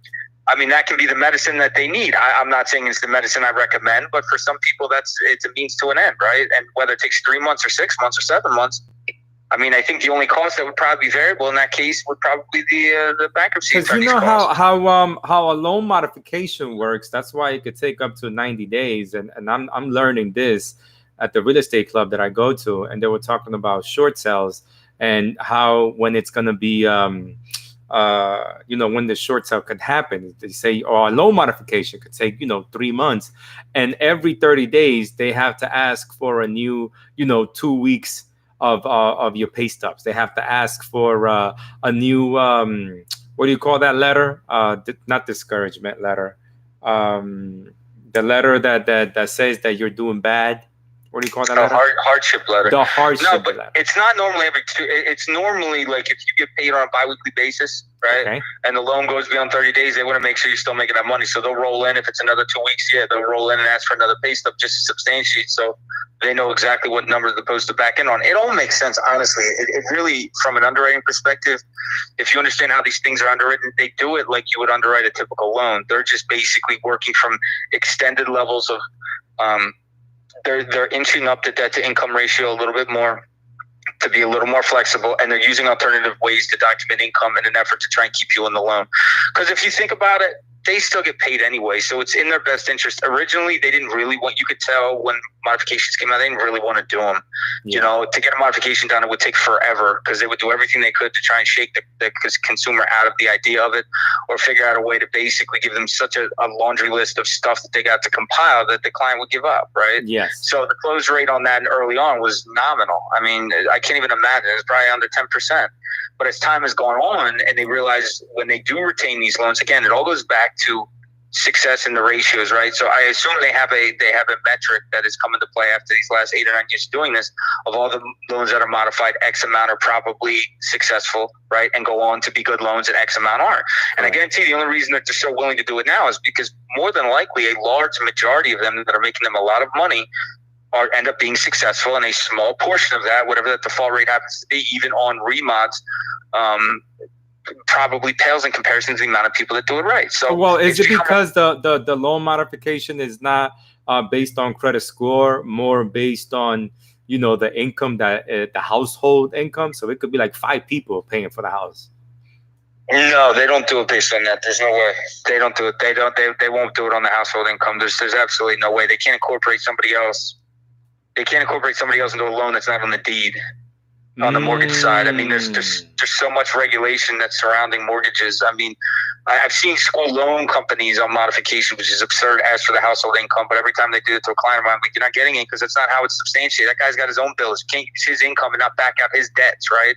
So when it comes to mortgages, they're not going to take everybody's income that's given in the house. It doesn't work like that. So, and if it would have to show up as an income item on their tax return, right? What they do with this stuff is they're just more flexible on the mods because they want to retain the loan, right? Maybe it's a little more expensive. Maybe the client can't document income. Maybe the debt to income's a little higher, but they can substantiate it. Maybe knocking off $400 will bring their debt to income under 55%, right? Which is still on the high end. All of these things. It's just an opportunity for them to try and retain a loan without having to move forward with the foreclosure process. Because in all fairness, other than the fact that I think that it works on a default rate versus success rate, ratio, which is why they do it. They also know how costly and long it can take after 2008, 2009, 2010 to foreclose on a house, right? It's costly, man. It's not cheap. Yes. And it takes a long time. And if somebody gets a good attorney that knows what he's doing and can figure out ways to drag it out, they can drag it out. Yes. And so, I mean, rather than now when they have all that stuff under control, and they don't have an overwhelming amount of, supply like they did back then of houses that went into foreclosure and short sale, et cetera. I mean, it's logical from a perspective of risk mitigation to try and see which ones they can retain and whatnot. But I can tell you, if it wasn't working, they wouldn't keep offering it. You understand what I mean? So there's obviously a large majority of them working and a small portion that aren't. And in doing so, obviously that wins for them, right? Offering this, I guarantee it diminishes the amount of people that ultimately fall into foreclosure, which obviously saves them money at the end of the day, bottom line, because of the additional costs that go into, the foreclosure process itself, which can, between the attorneys and the lost interest and this and that, et cetera, it can add up. So for the bank. What's that? For the bank. It can add up for the bank. Yeah, absolutely. Yeah, if they go to for sure. I mean, for sure. Even if you get the property for a good price, what people don't realize is they look and see what banks purchase properties at foreclosure sales at. But the reality is they're not taking into consideration the amount that they're taking a loss on it from the original mortgage, plus any of the fees that are incurred, because it's not listed on the writ when you go to a foreclosure sale. So, I mean, it's not like they're in all these cases they're just running away with it. I mean, these banks lend at very aggressive positions, right? Correct. Somebody's going back to, I know we keep talking about, but even FHA, even conventional, you're lending 97, 95%, even 90%. It's true. You're getting granted where they make up in cost is because the government on FHA loan, the government subsidized that loan, so they get protection on the first mortgage, right? From that. The second part of that, over 80%, is protected by an insurance policy, which is PMI. So that's, like I was saying on that video or that podcast, we talked about mortgages. That's essentially risk-free lending for them. I mean, it's a very small amount of risk. So they don't clean up on the foreclosure process. You understand what I mean? They don't clean up by getting these properties back and then having to flip them back on the market.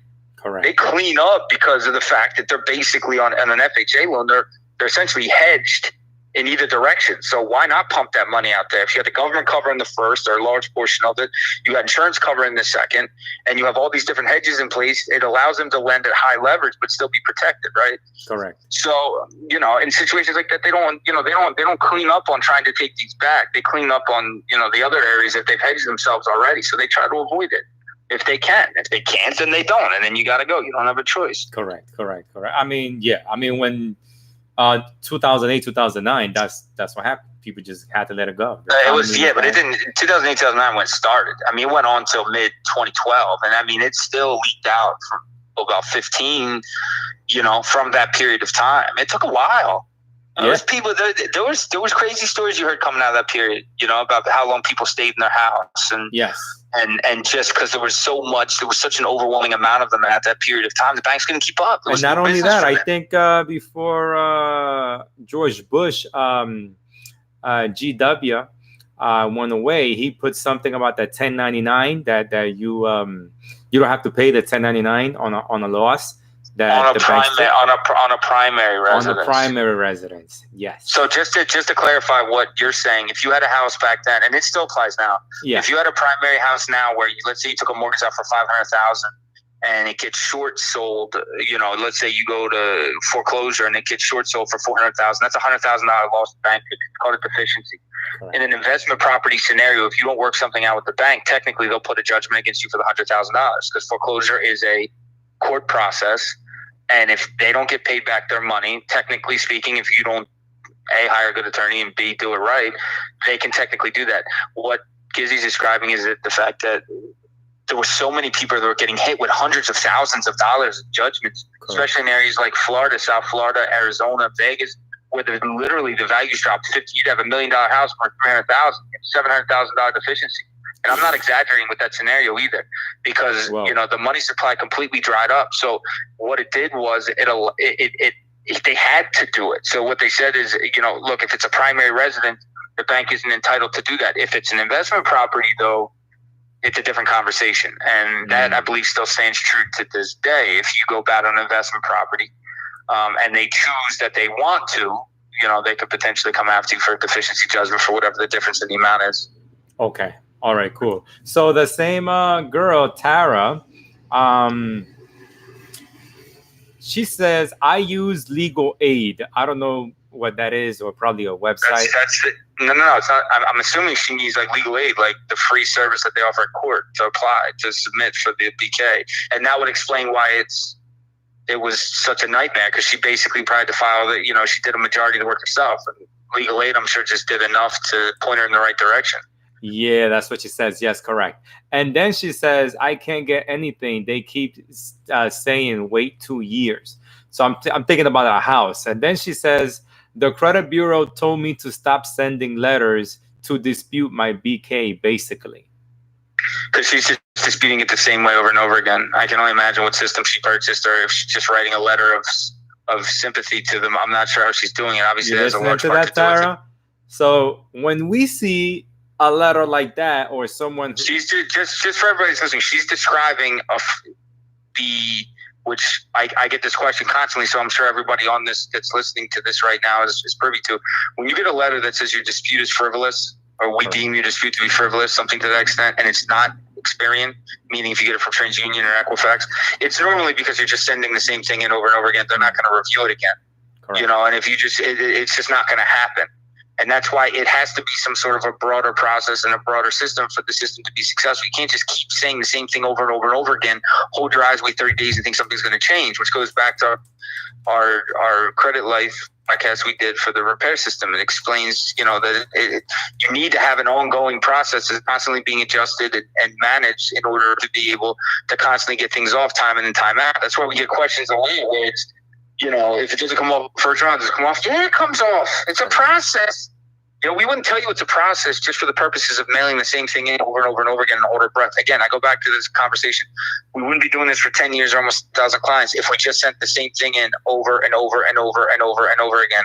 There's no business to that. There's no art to that. This goes well to people who have been doing credit repair in the past, and then they come to us and they're like, oh, it's 2 disputes into it. Nothing was removed. Like, chill. It's gonna be removed. Yeah, but that doesn't. That probably represents less than 2% of people that will come in and after 2 disputes, it would be nothing off. Correct. But it would be the instance would be where the results would be muted. So in the first round, maybe 10-12% comes off, and it's like, well, why didn't I watch the video and 100% was taken off? Well, the guy in the video didn't go to 15 companies before you. The guy in the video didn't try and file a fake police report. The guy in the video didn't do this, this, and this. So there needs to be a level of accountability, which we explain, by the way. I mean, when clients are honest, we're very clear about the expectation. The problem is that in some cases, clients aren't entirely honest about what was done to the file before. And they know, obviously, by not telling us when we ask, they're not telling it because they know that could cause problems on the file going forward. So, I mean, as a result of that, we have to learn after the fact, and then we have to make adjustments after the fact rather than allowing us to prepare in advance of. But yeah, I mean, it is what it is. It's just part of the business, though. I mean, it's just a part of the business that, you take with a grain of salt. Now, I know people who are watching, you may have had someone that probably went joint on you on some accounts, and you yourself, you said, no, I'm going to go through bankruptcy. So, John, I know that this could be a whole video on its own, but let's just get into it. We're an hour and 13 minutes in. I don't think it could take I don't think it may take you a long time to explain it. But what happens then? Let's say. So going back to the BK scenario, just strictly BK, if it's a significant other, okay? If it's a significant other and they're included on a joint account of yours, right? Just one joint account, and they file separately their taxes, right?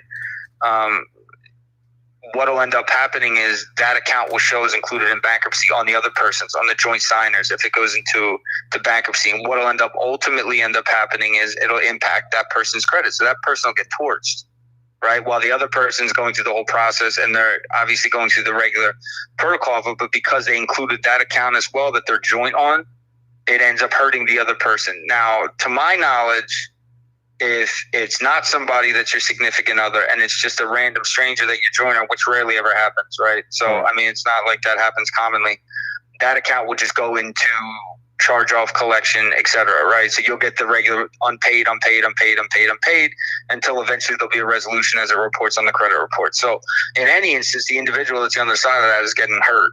You know, Correct. It's just whether they're getting hurt a lot or they're getting hurt a lot more. So in either instance, it's something where if you're on a joint account with somebody and they let it go or they try to get protection through BK and you know they're going bad, if it's an AU, get off the account before they do that. If it's a joint account, unfortunately, you just don't. There's nothing you can do.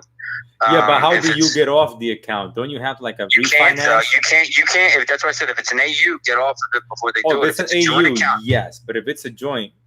If it's an auto loan, the reason why they got that auto loan is because both of you are on it. The bank's not going to reorganize the loan documents just because this person's filing for bank. There's no way to get you off of that. Same with a mortgage. And we had a customer in this same situation, right? And he called us because he wanted to get the proper education. And we totally let him know, like, this is because he wasn't getting the proper information from the person that he was helping be a joint. It was his wife that he was letting explain to him, and obviously it was being done in such a way that I don't know. There had to be some type of problems there if you wasn't explaining something to your wife. No, it was his ex-wife, so there's the problem, or soon-to-be ex-wife. But either way, if you're somebody that is in that position, or you just be aware that if the significant other does move forward with that, it's going to impact you either in a small way, or if you guys are loaded with joint accounts. And look, in most cases, if a couple is joint on one account, they'll typically do it on most of their accounts just habitually because they think it allows, it's just done habitually because they think more income allows them more possibility. So normally when you see one of them file BK, the other one's doing it too, just because they file everything together. In a rare instance, do you see it separate, but there is some instances, and as a result, then you see, obviously those things happen, unfortunately. So that account, but let's just say that account gets removed, right? The joint account. That person is still liable for that account, right? If it's a Chapter 13? If it's a 13, yeah. Well, if it's a 13, there's a reorganized. So what ends up happening in a 13 is they take, all the debts, put it together, and you make one monthly payment to the court, and then the court distributes whatever amount each creditor is supposed to get out of that. You understand? Okay. So they take your finances. They say you make X. Your mandatory, to survive bills are Y. That difference is deemed discretionary, like we talked about in the previous cast, and then they work off of a multiplier to determine how much of that is going to go. Well, most of it is probably going to go to the creditors, and they basically, the thing that takes so long is each creditor fights because they want to try and collect as much principal as they can. Correct. So then you make that payment. Those payment terms go on a 13. They can go on 5, 6 years. I mean, it depends. How long it's got to go for, because it really has to work within the confines of what the creditor is willing to agree to, what the borrower can afford relative to what the financials. That's why it's so important for them to document all the financials, and why it's a crime if you lie about those financials. So I mean, it's a complex process, but at the end of the day, from a credit repair part of it, not from the court related part of it, it's all stuff that can be rectified, and it could be removed from your credit report. Absolutely. Okay, Jay. So how can people start the rebuilding process? Because let's say we don't get 2 bureaus removed at one time, because we've helped people where we're able to, they come bankruptcy, we work bureau by bureau. I mean, we dispute with all 3 to remove everything in the first 30 days, right? Because we're aggressive like that. But let's say it doesn't get done. How can people restart, their living again? Well, I mean, that's it, but you can't do it there, because, I mean, at that point, you're dealing in a situation where if you try to get credit, let's just say, and it happens all the time, let's say we take somebody from a 550 to a 650 in the first round, and they're ready to go get credit. It's like, nah, man, if you wait. Whatever terms you get right now, you still got hair on it at 650. Whatever terms you get right now are only going to improve when we get you into 700. So why would you go get terms now that we're only going to beat and waste the inquiry, right? Correct. Why waste the inquiry? Why get an auto loan at 6% because you're impatient and not wait another month or two to get the loan at 3%?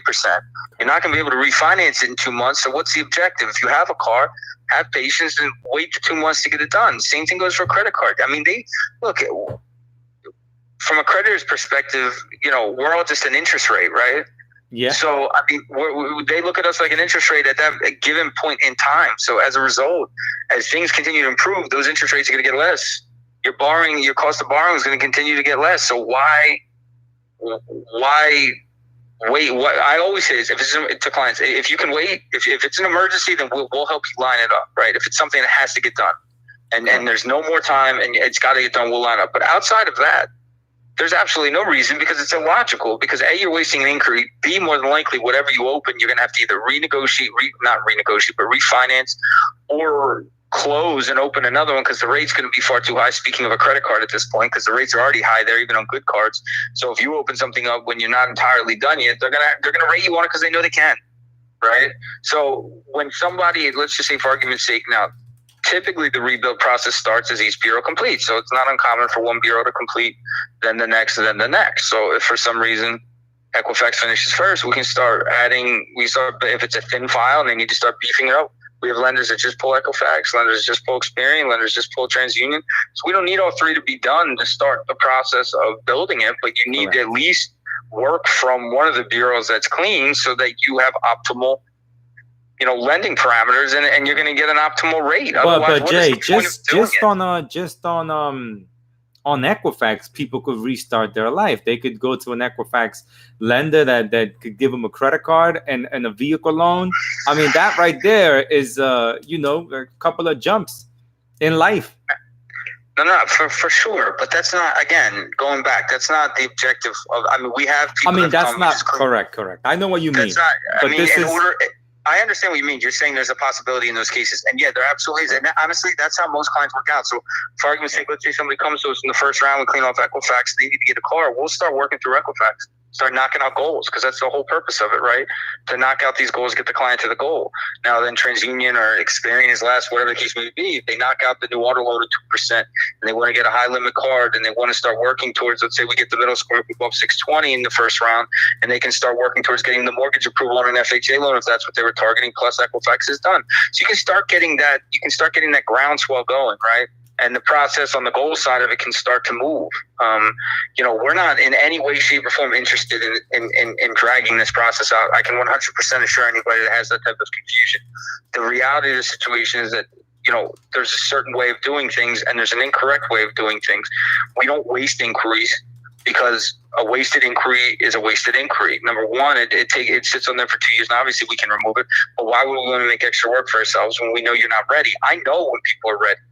I don't need to do a trial and error. I've done 10 years of trial and error in this business. I know when somebody's ready. I know what somebody's applicable for, with which lenders, and which bureaus for which products, et cetera. So when we say it, it's because it works. It's rare you ever hear somebody say we wasted an inquiry, because we're that concise, technical about it, because that's the whole purpose of this scenario, is to get you to a point where everything is clean and neat and sustainable, and then boom, you go off on your own with a beautiful file that you can kind of build from. So to rebuild, we typically wait till, now if you're somebody that's just got nothing on there, like literally nothing, then we wait till the end and we have to start building it up slowly. You add a couple AUs, build some primaries up, and then start to grow it from there like a flower. But there's not like an accelerated, if you're somebody that has like nothing on the report, and let's say you had 5 accounts, they were all negative, and we removed them all, and you literally are at a base point, like you're 40 years old and there's nothing on your credit report, no judgment, then you literally have to, we know ways to put some gasoline on it, right? But you still have to start from scratch, right? And you're building from scratch. And there's certain lenders, people like the file that we got today that we gave out a quote that, the guy actually called me back and told me, I got a customer from California.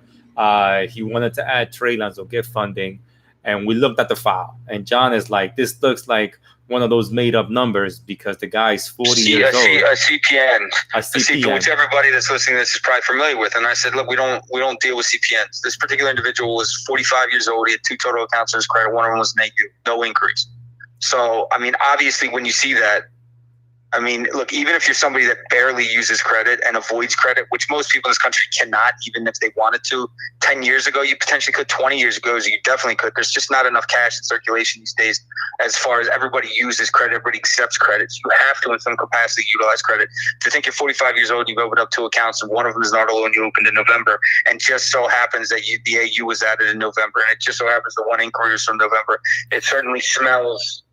If it walks like a duck and quacks like a duck, it's a duck. He called me back and he told me that it wasn't a CPN either. Right. There's just look, I'm not judging this guy. If that's the route he wants to go, that's fine. We just don't engage in that stuff. So I mean, I'm sure there's somebody that will and somebody that will help.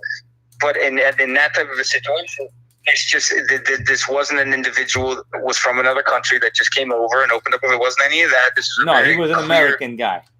Yeah, very clear scenario. I mean, it was very obvious. And this is what I was saying earlier about, in a lot of cases, clients aren't entirely honest because they know the response they're going to get because they've either A, gotten it before, or B, you know, they understand the stigma that goes along with it. So as a result of that, we just like, nah, man, we're not interested. Plus, there's nothing to do in those situations anyway.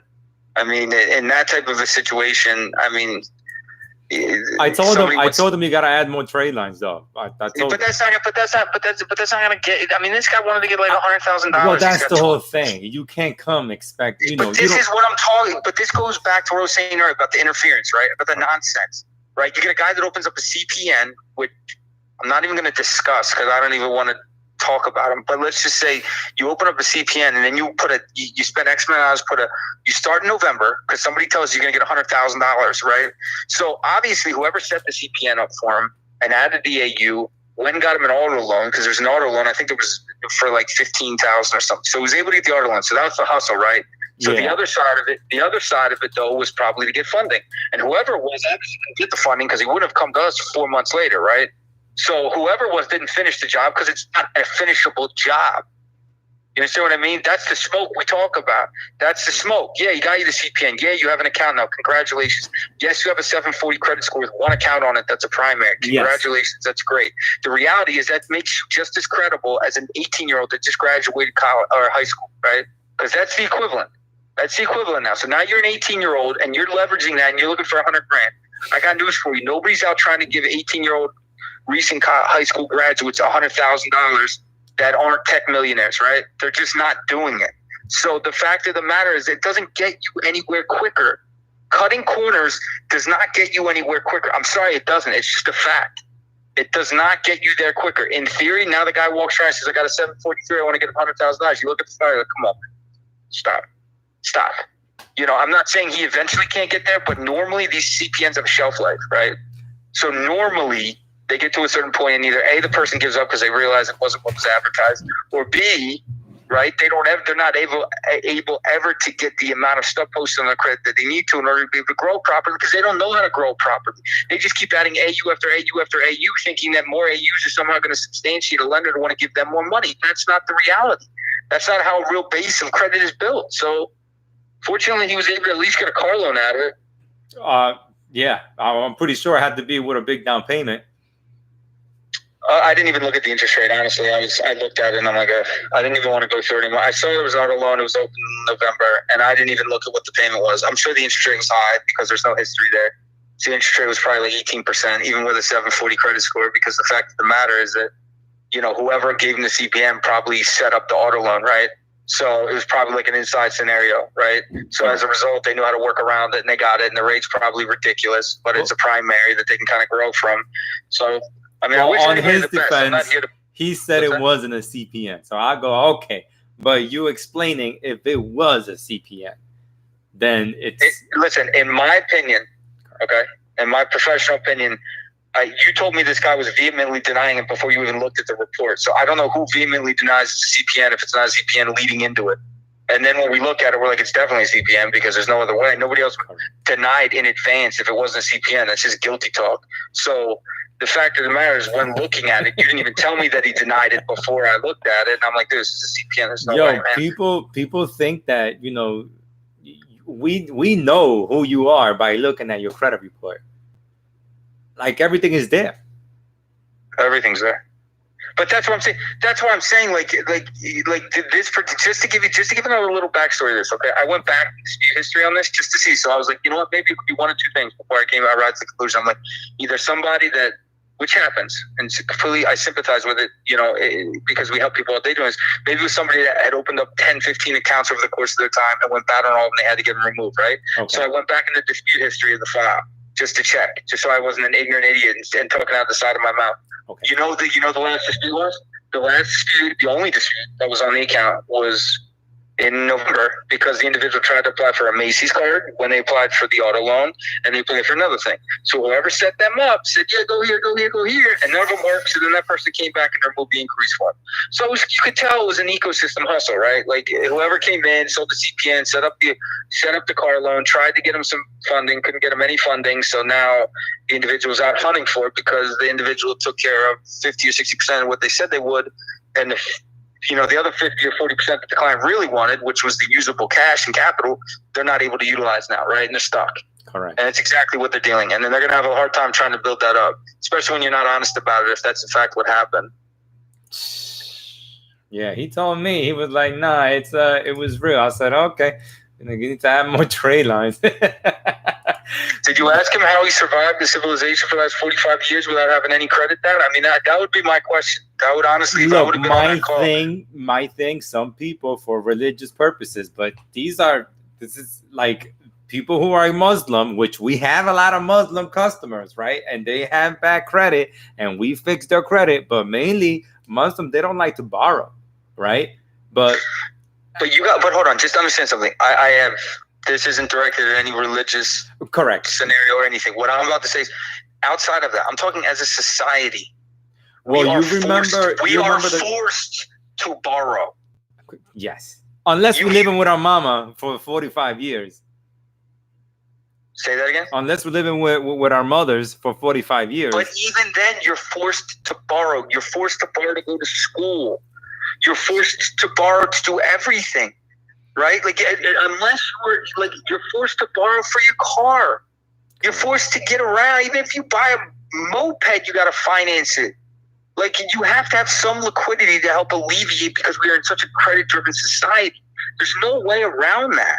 I mean, sure, you could have lived in the basement of your parents' house for 44 and a half years, and you came out November of 2019, and that was just the years you wanted to start borrowing. It's possible.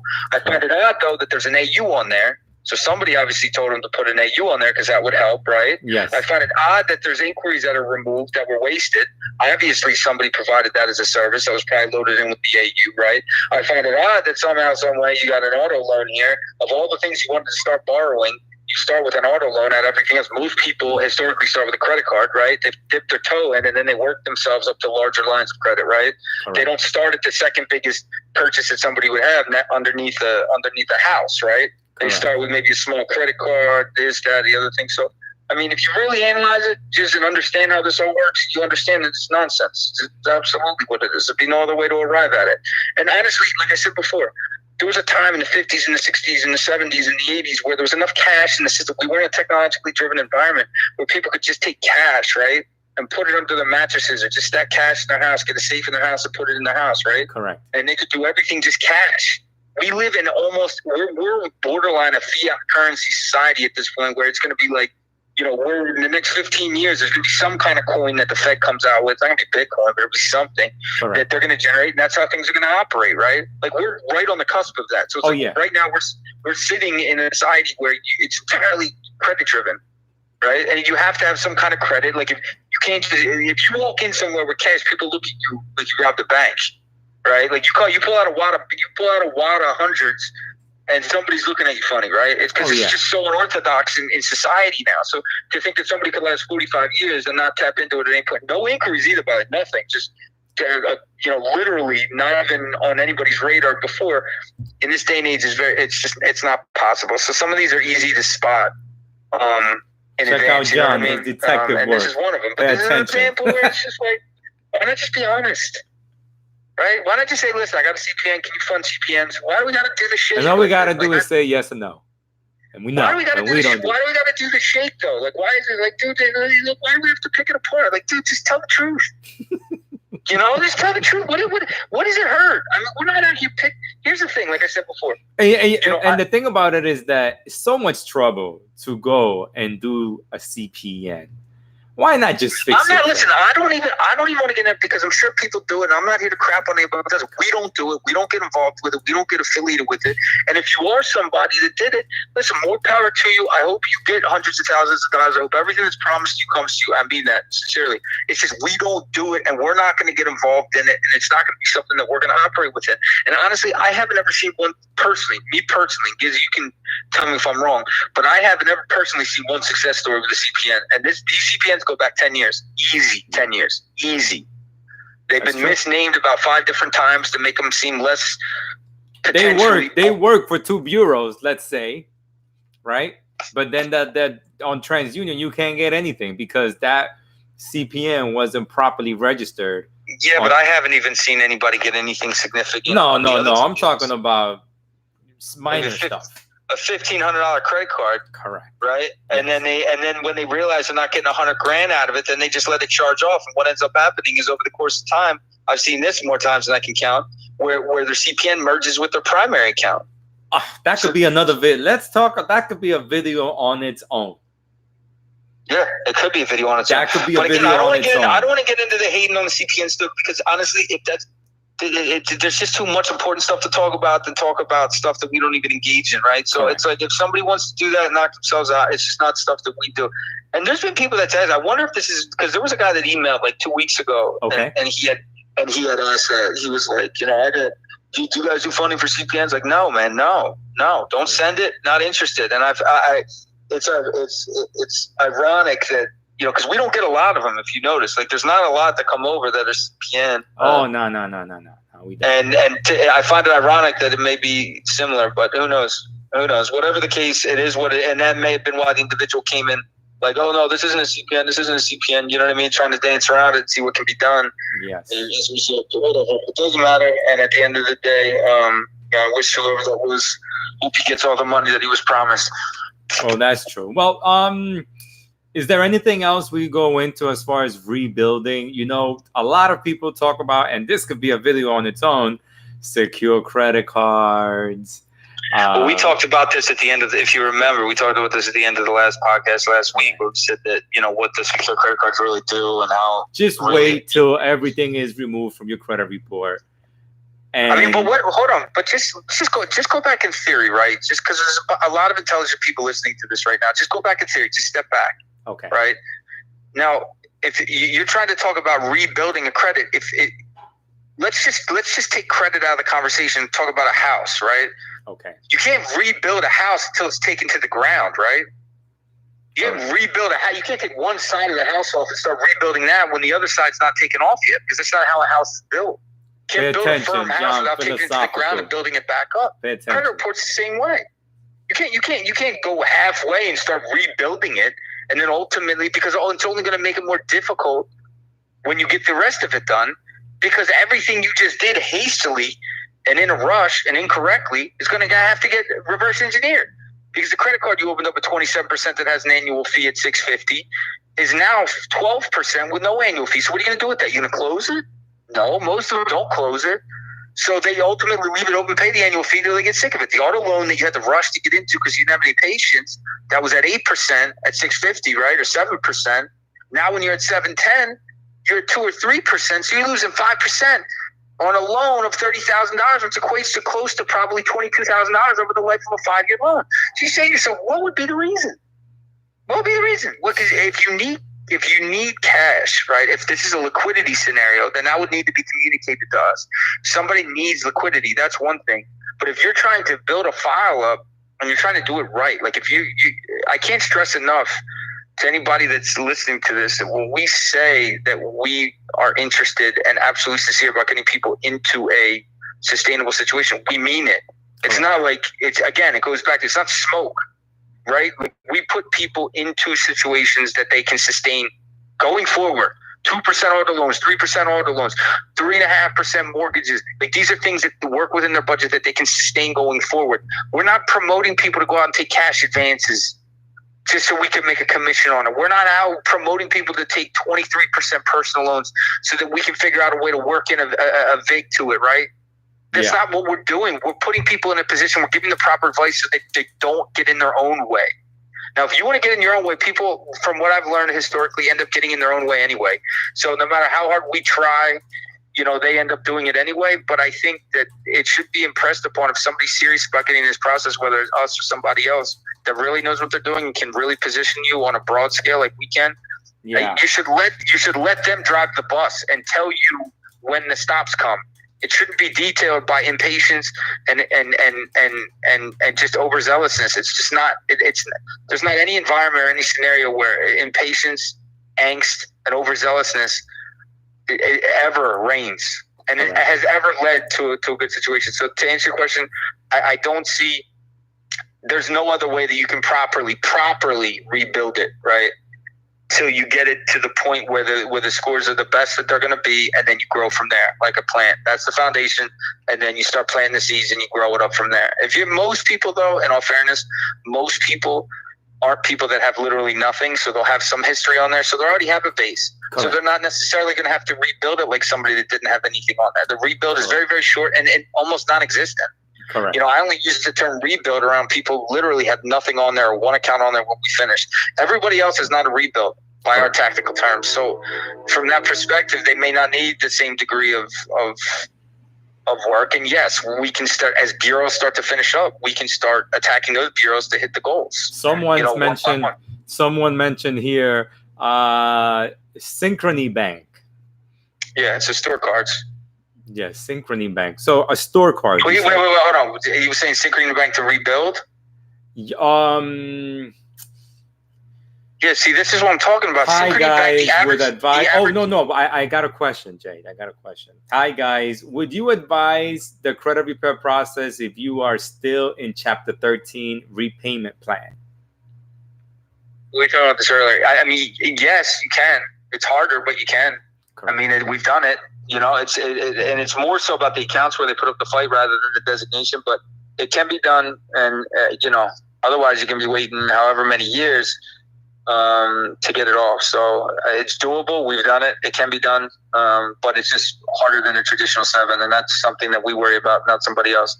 Just going back, just to educate properly. I don't know if whoever suggested Synchrony Bank. I don't know if everybody understands. He said Synchrony.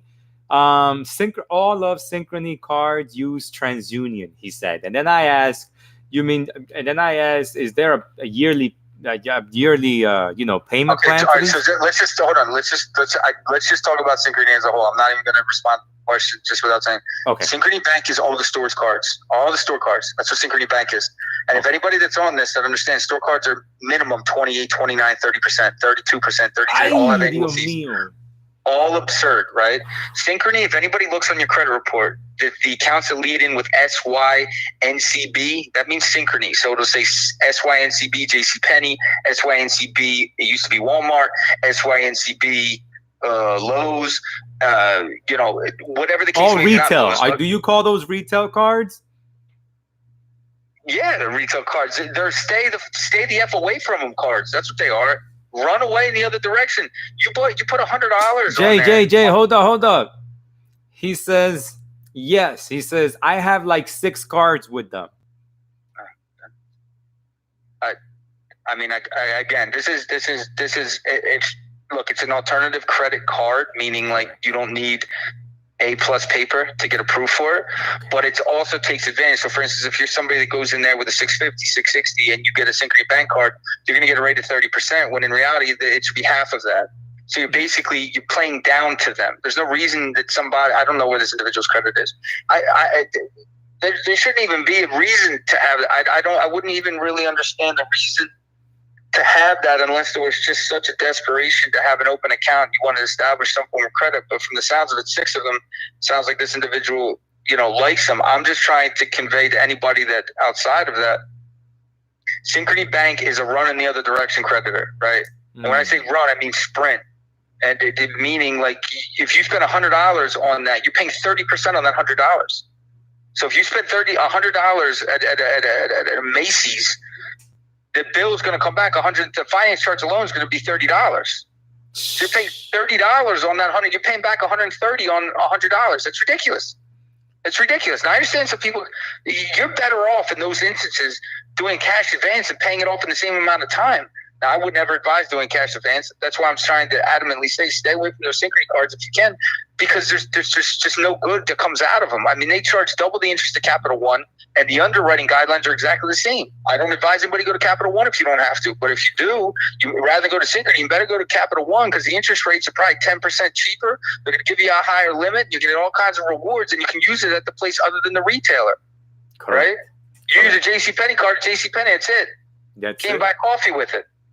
Well, he says, I've been following you for a while. Received the quote back in 2013. Whoa. Whoa.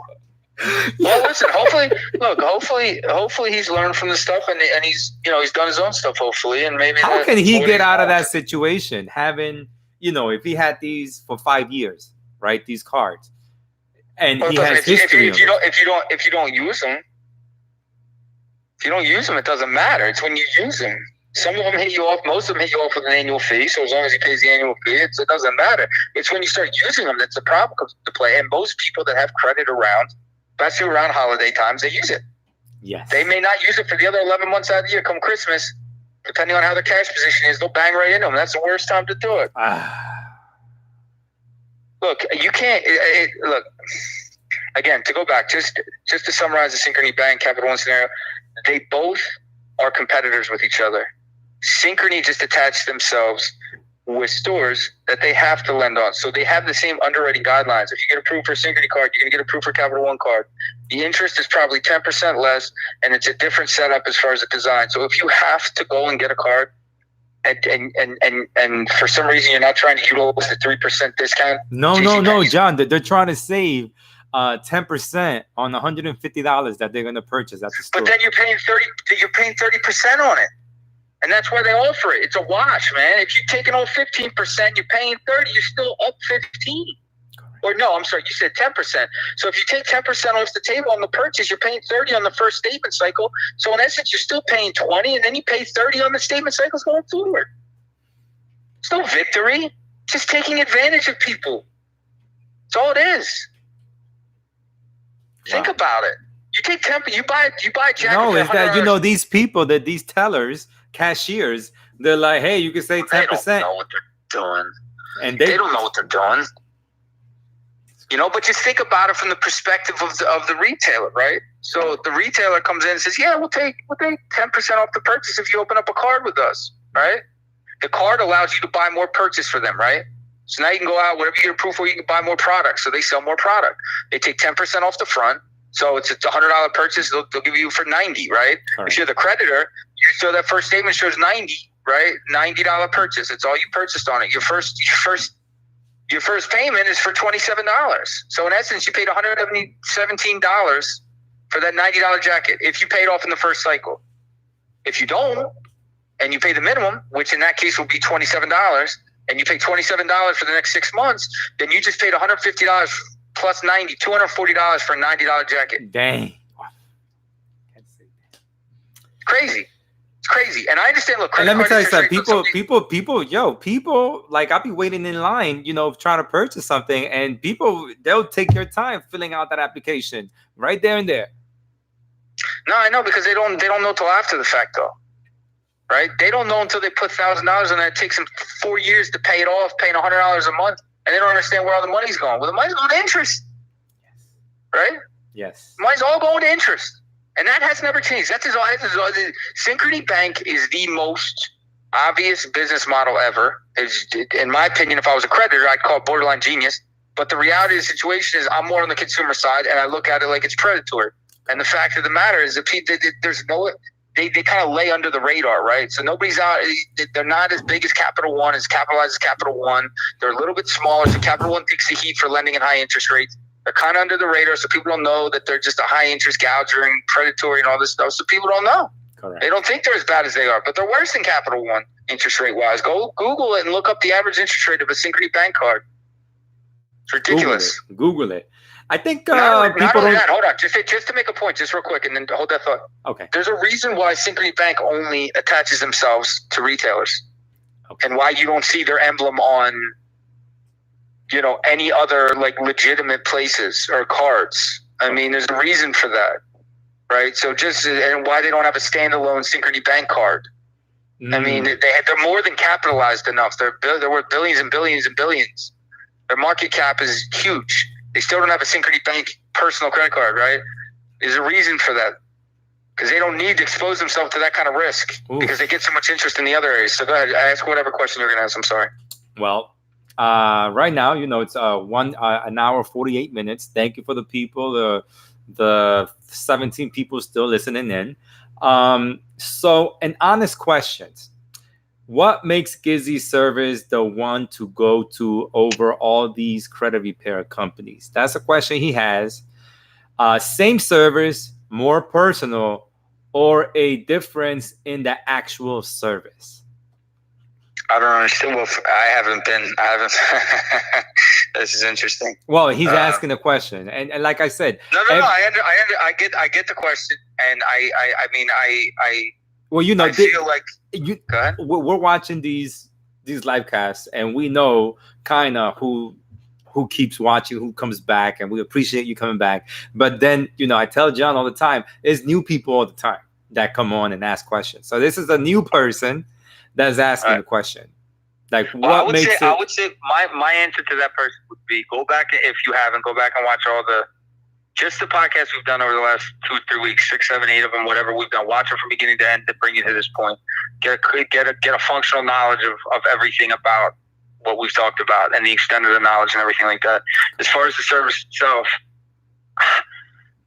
I don't know how to answer the question, because I'm not sure the service itself is a service, right? So we communicate more than anybody I know with their clients. I mean, me personally. Yeah. As far as on a daily basis, we're responding to clients on email. We're getting back to clients. There's a constant communication and the level of communication that exists throughout the entire process, where it takes 15 minutes or 6 months. But I mean, as far as the efficiency, if that's the question, is there a more efficient? Like, are we more efficient than another company? I don't know what other companies do. I know we get a lot of roll off from other companies. So, I mean, I can tell you, I don't know I know what a lot of people say.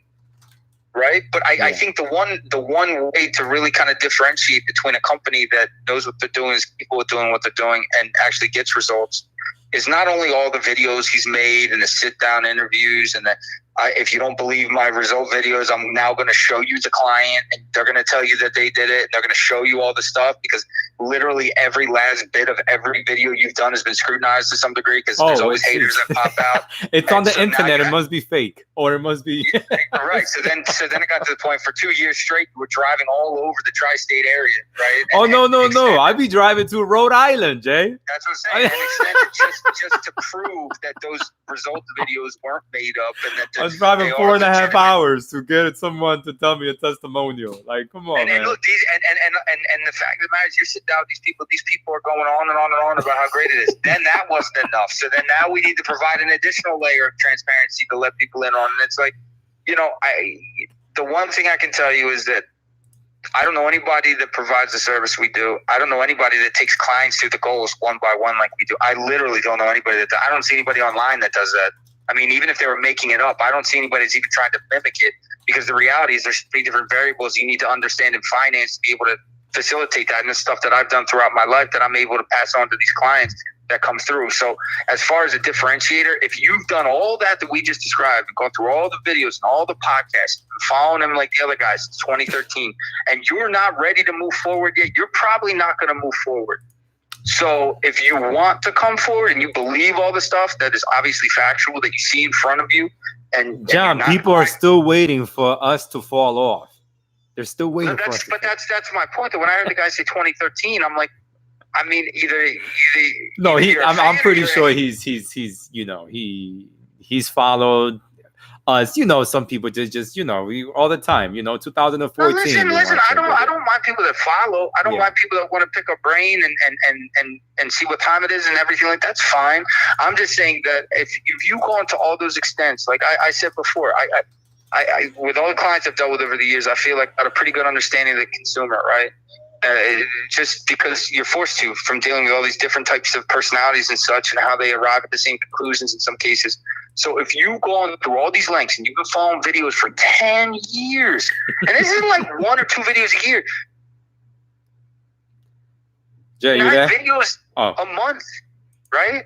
You go through all that period of time, and you're posting all these videos, and we go through all these extensions showing transparency, and you're still unsure about what we're capable of doing, then we'll probably be having to defend ourselves throughout the process. So at that point, it probably, I don't know what else we can say other than what's been shown and what we've talked about in all these lengthy, and we're going to continue to talk about in all these lengthy these podcasts. I mean, I don't know what else to show.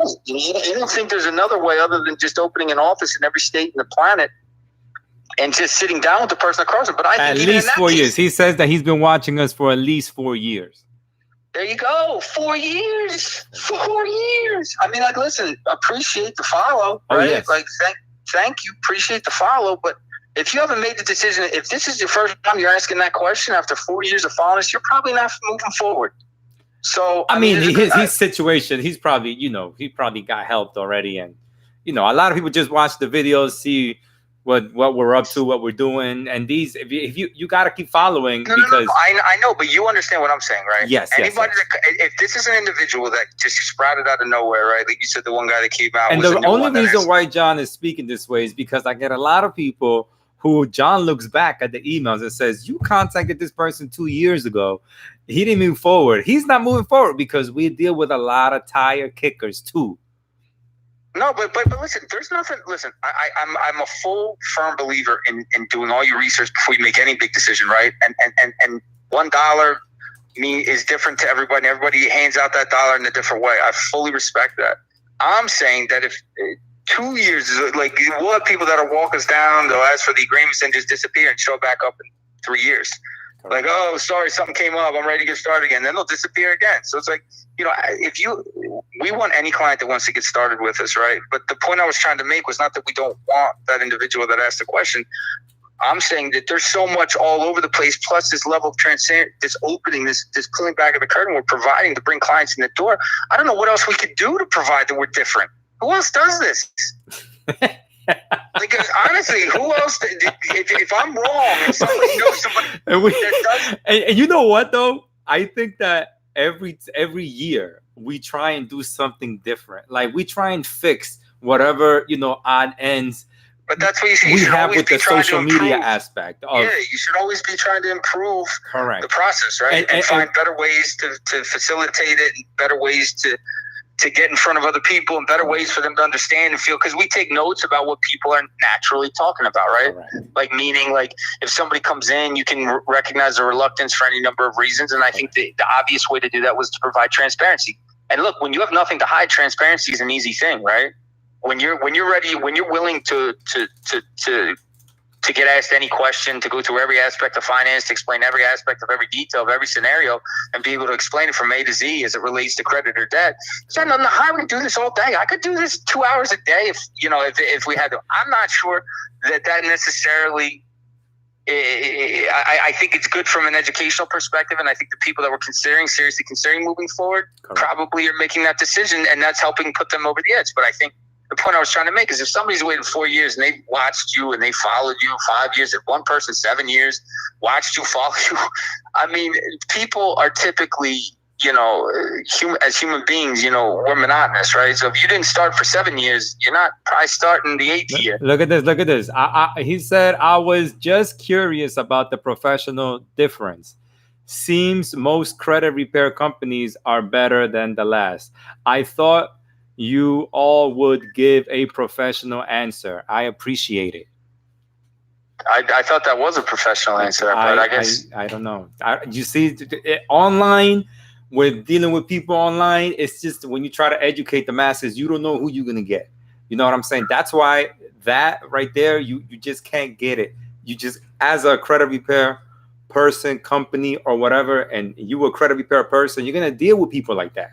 So you have to overlook that, because you're doing things that are bigger than you. You know what I'm saying? You want to help out everyone. So some people are gonna come at you like that, and some others want your help. So you're making whatever your videos or whatever business you're in, you're making it to help out the people who need it. Always remember that, because that's what I would get here in Jersey. But that's why now we have customers in Afghanistan, Bahrain, China, Japan. Those people, they pay us. I'm over here in New Jersey.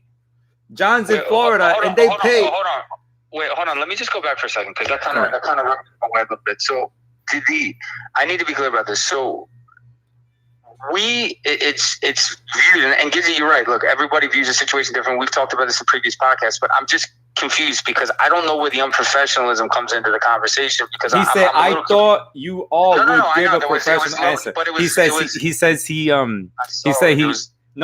He just told me that I appreciate the in-depth answer. He said. Yeah, it seemed low key though, but that's fine. It seemed low key. Yeah, it seemed low key. But look, either way, and I don't. Listen, we love you, 0 Hour. But listen. Honestly, I want to be serious about this. Like, there is no. I mean, obviously, we started doing this, and if you go back to the beginning of these podcasts, we started doing them on Christmas, the week of Christmas. Correct. Right, when everybody else was out getting them, eating and shopping. So we did these. Started doing these the week of Christmas. Correct. Right, we're out educating people. We're trying to do these things so that this level of knowledge works its way around. Sure, we have a service we're offering that's behind it. I'm putting 2 hours in right now, and we're putting 2 hours in each one of these with the idea, which most of it is done. These don't necessarily equate to new customers. I just want you guys to understand that. But we get a lot of people that watch. We get a lot of views, which we're grateful for. Most of this is educational. So, if that was low-key, saying that it wasn't a professional response, it was more to the effect of the fact that we're going to every great length that I don't know any other company does. I really don't. I don't know any other company that goes to the lengths we do it, at the times we do it, for the amount of time we do it. I mean, this is just endless content we do for 2 hours. And it's all based, we talk about our service for a small portion of it, and the rest of it is just to provide proper education for the people listening, whoever decides they want to listen.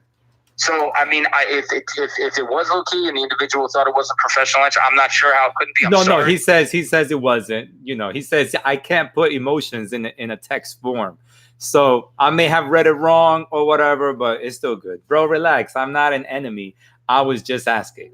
Okay, but I'm just saying, look, that's why I'm telling you right now that I appreciate you asking this question, because we go in depth into it and we let people know who we are, what we do. We definitely about educating, making people feel better about this whole process. So I definitely appreciate you commenting on today's podcast. So yeah, Jay, go ahead. No. I mean, that's fine. I like I said, I mean, look, what we said before from the first one we did, which we did, I think, with Dante and his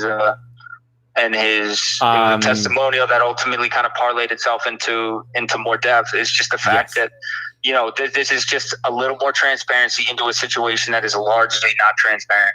Correct. You go to any other credit. I mean, if like I said before, and I mean this, I'm not saying this as a bait. If you guys know of some other company that goes to this much depth to provide transparency around the process, the service, all the details, providing customers stuff like, going into depth on the products, but also providing so much education and content to make sure people do the right things. If you guys know somebody like that, please forward those videos on to us.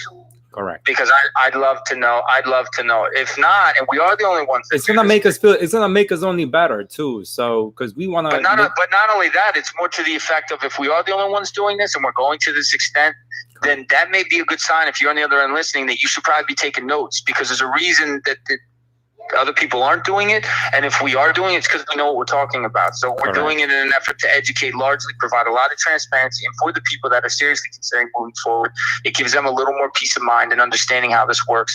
And hopefully shedding some light on maybe some misnomers that have been perpetrated to them in the past, and eliminate that going forward, so they have an idea of who they're working with, who's going to be helping them, the sincerity of it, and the overall intelligence of it, right? As far as just exactly what they're working on. Correct. No. Look, it's already 2 hours and 2 minutes, Jay. I mean, you could really not ramble, but you could just talk. You're right. talk. I think but it's the subject content, right? I'm talking about this all day with clients, right? Correct. In some form or fashion. So it just ends up carrying over into these podcasts we do, and just when we get on a particular topic, it ends up working its way around. No, but it's great that people ask questions, because it's like, there's a question that we can't answer pertaining to credit. Yeah, no, but that's what I'm saying. That's why I'm saying, like, it's good because some of the questions that they're asking, you can tell are specific to their situation, right? So even if they don't move forward with the service, they can still use that in their life, right? Or else they'll probably go Google it, fact check it first, and then apply it to their life. But whatever the case may be, it allows them an opportunity to take a legitimate point and a legitimate fact that they can apply and fix or repair, etc., and do it themselves if they had no intention of moving forward with us. Or, for instance, if somebody's, just for the argument, we got on a little bit of a tangent about Synchrony Bank. You know, I mean, if somebody's considering getting a store card, they didn't understand the levity of it. Now, when they go forward, they're going to, you know, next Christmas, maybe they're going to get a Capital One instead of doing it that way, and they can roll that around and maybe not pay nearly as much interest if they're still in the same situation. So I'm saying things like this are things that will resonate with people and they can use whether they use the service or not, you know? Correct. I got another question right there. I need to get out of debt ASAP, credit card debt. What's your advice? I mean, lower, you know, pay down that debt. I mean, get a part-time job. But hold on, there's more to that question, right? To give a real answer to that, the other side of that question is A, how much money do you have available, right? B, what are the cards? C, do you have some sort of an ability to do a balance transfer? Are they all cards? Is there personal loans or I mean, everybody views the term debt differently, you know, so and the extent of the debt. So I mean, if you wanted us to look at it, be happy to look at it. We would just need to know more about the situation, you know, because everybody's situation is different. If you're somebody that's running a discretionary number of $100 a month that you have left over and you got $30,000 in credit card debt, you know. He says it just doesn't go down. I pay monthly. Yes, is all cards. Yeah, and who are the providers of the cards? Yeah, who are the providers of the cards? Wisdom, Knowledge. Who's the sponsoring bank? Yeah, who are the bank that you're dealing with?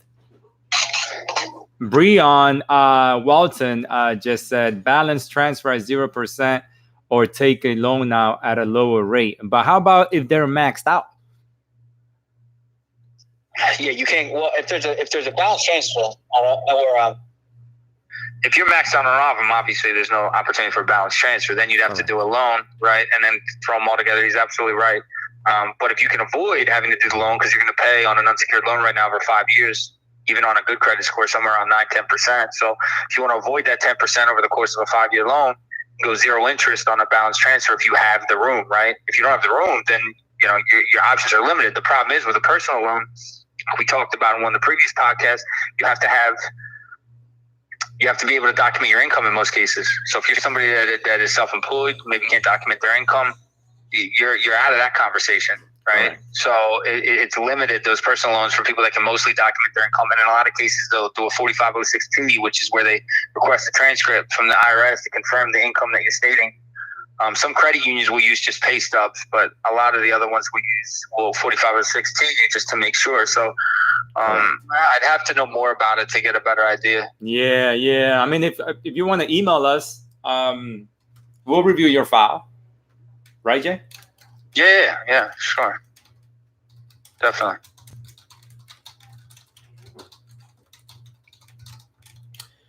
Okay, so Marvin Hamilton, hey Gizzy, glad I'm able to catch the podcast. Also received your email. I sent the info to you. Okay, now it's all ears. You guys are awesome. Thank you, Marvin Hamilton. Appreciate you very much.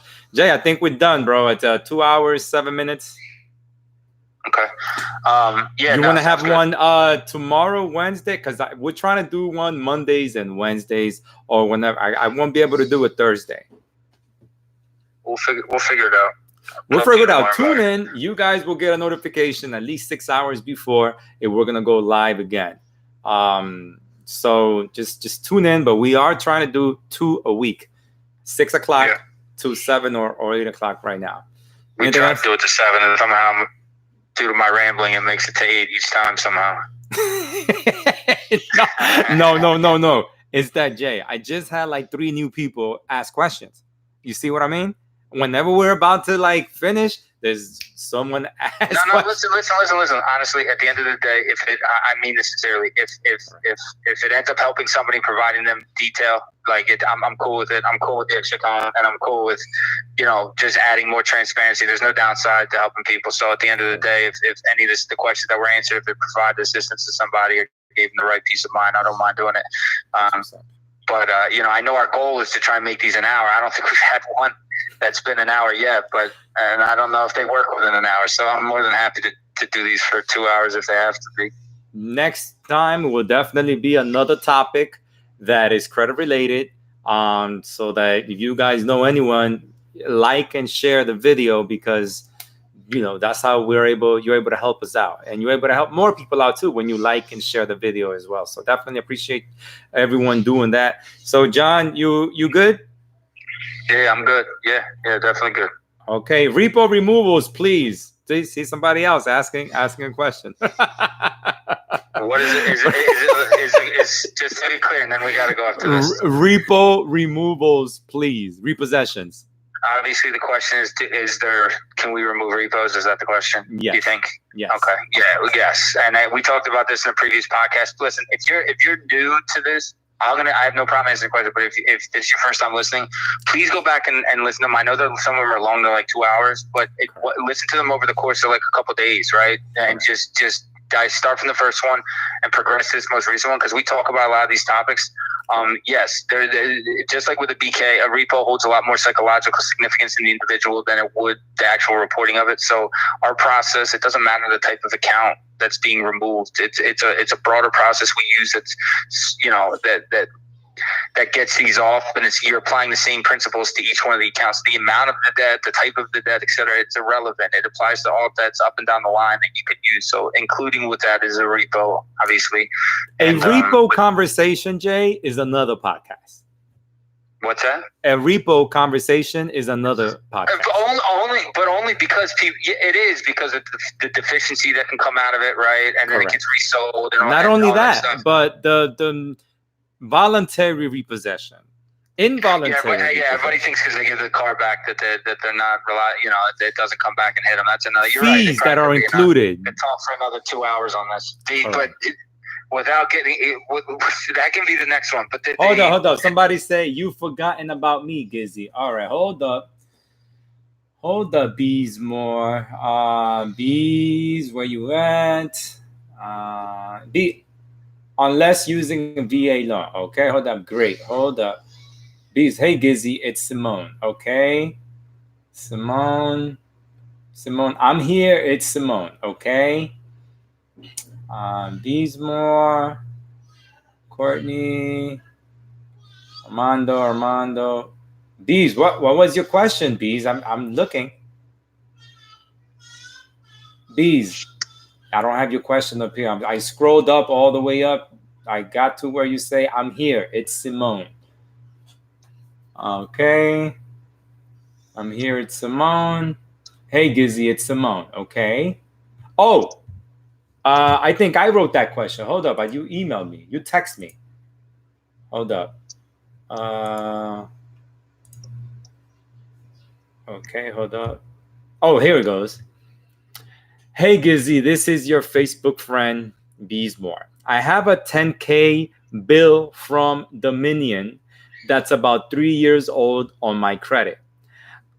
I've tried to negotiate with them, but it's preventing me from buying a house. I'd like to use your service if you can be of help. Just to be clear, Dominion, the electrical company? Dominion. Yeah, it says Dominion. That's about 3 years old on my credit. Right. I'm just curious. Is Dominion the electrical company? Is that what we're talking about? Simone? Because that's a $10K bill. I was going to say, that is a Husky electric bill for $10K.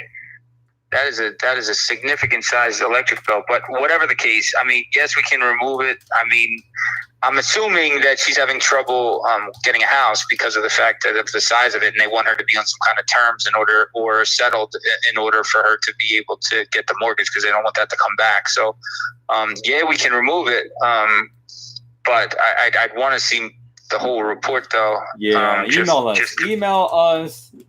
Beesmore, Gizzy. I mean, I already sent her a text because she texted me before, but just email me and we'll talk into it.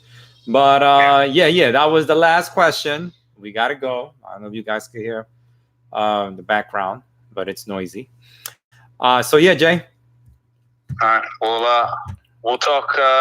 We'll figure out when to set up the next one, whether it's tomorrow or next week. Yeah.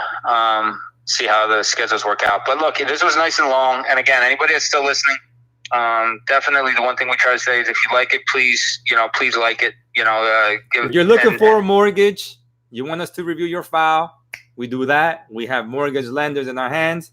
We're pre-qualify you. Is that correct, Jay? Yeah, no, I can pre-qualify anybody. We can also, but the other thing I want to say is there's not anything we can't help, whether it be school loans, tax issues. We do settle debts. We do everything up and down the line. The credit stuff is typically the first step and one that people are most drawn to. But the other thing I would say is anybody that's listening to this is doing it just for educational purposes or has checked in for educational purposes, and you know somebody that needs the right answers, send them over, have them listen to this stuff.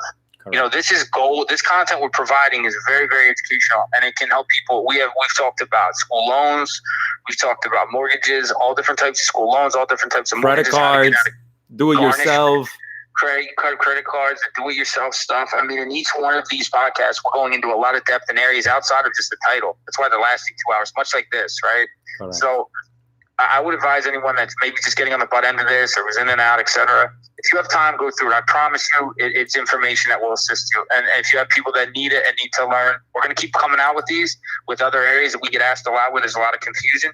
Definitely, though, if you have anybody that might need, definitely let them listen to some of this stuff or point them in the right direction because I think it would be really beneficial for them. All righty, Jay. Thank you very much. Appreciate you very much. You already know how to reach us out. GizzyCredit at GizzyCredit.com. But yeah, so let's say bye to John. All right, John. Thanks, bro. All right. Yep. Bye. Okay. Mi gente, you already know. Thank you so much. Have a good night, guys. Thank you for answering the questions. Best of luck going forward. Thank you, Zero Hour. Appreciate you very much. Smitty boy, discharged the 31st. It may take a while, but I can't wait to get removed. Smitty, just email me, bro. Email me at GizzyCredit at GizzyCredit.com, Smitty. All right, we'll review your file, let you know. If anything, the bankruptcy is probably there already. We'll review and let you know. Aside from that, everyone, I appreciate you guys logging on. And thank you so much. Let me see another question coming on. Gizzy, where is your theme music? Right here. Don't be scammed. What you need is just a change of plans. And time is money, get that cash. Hollywood legend, just get it fast. That's my theme song. Hey. Ready? 2 hours. Busy Moan. Email me. All right, email me. Anything you want, then you can get it. Don't get scammed, cause then you'll regret it. Hollywood legend. No longer gotta look pathetic. GizzyCredit. Anything you want, then you can get it. Don't get scammed, cause then you'll regret it. You no longer gotta look pathetic. GizzyCredit. I'm gonna see y'all later. I'm playing too much right now. I'll see y'all.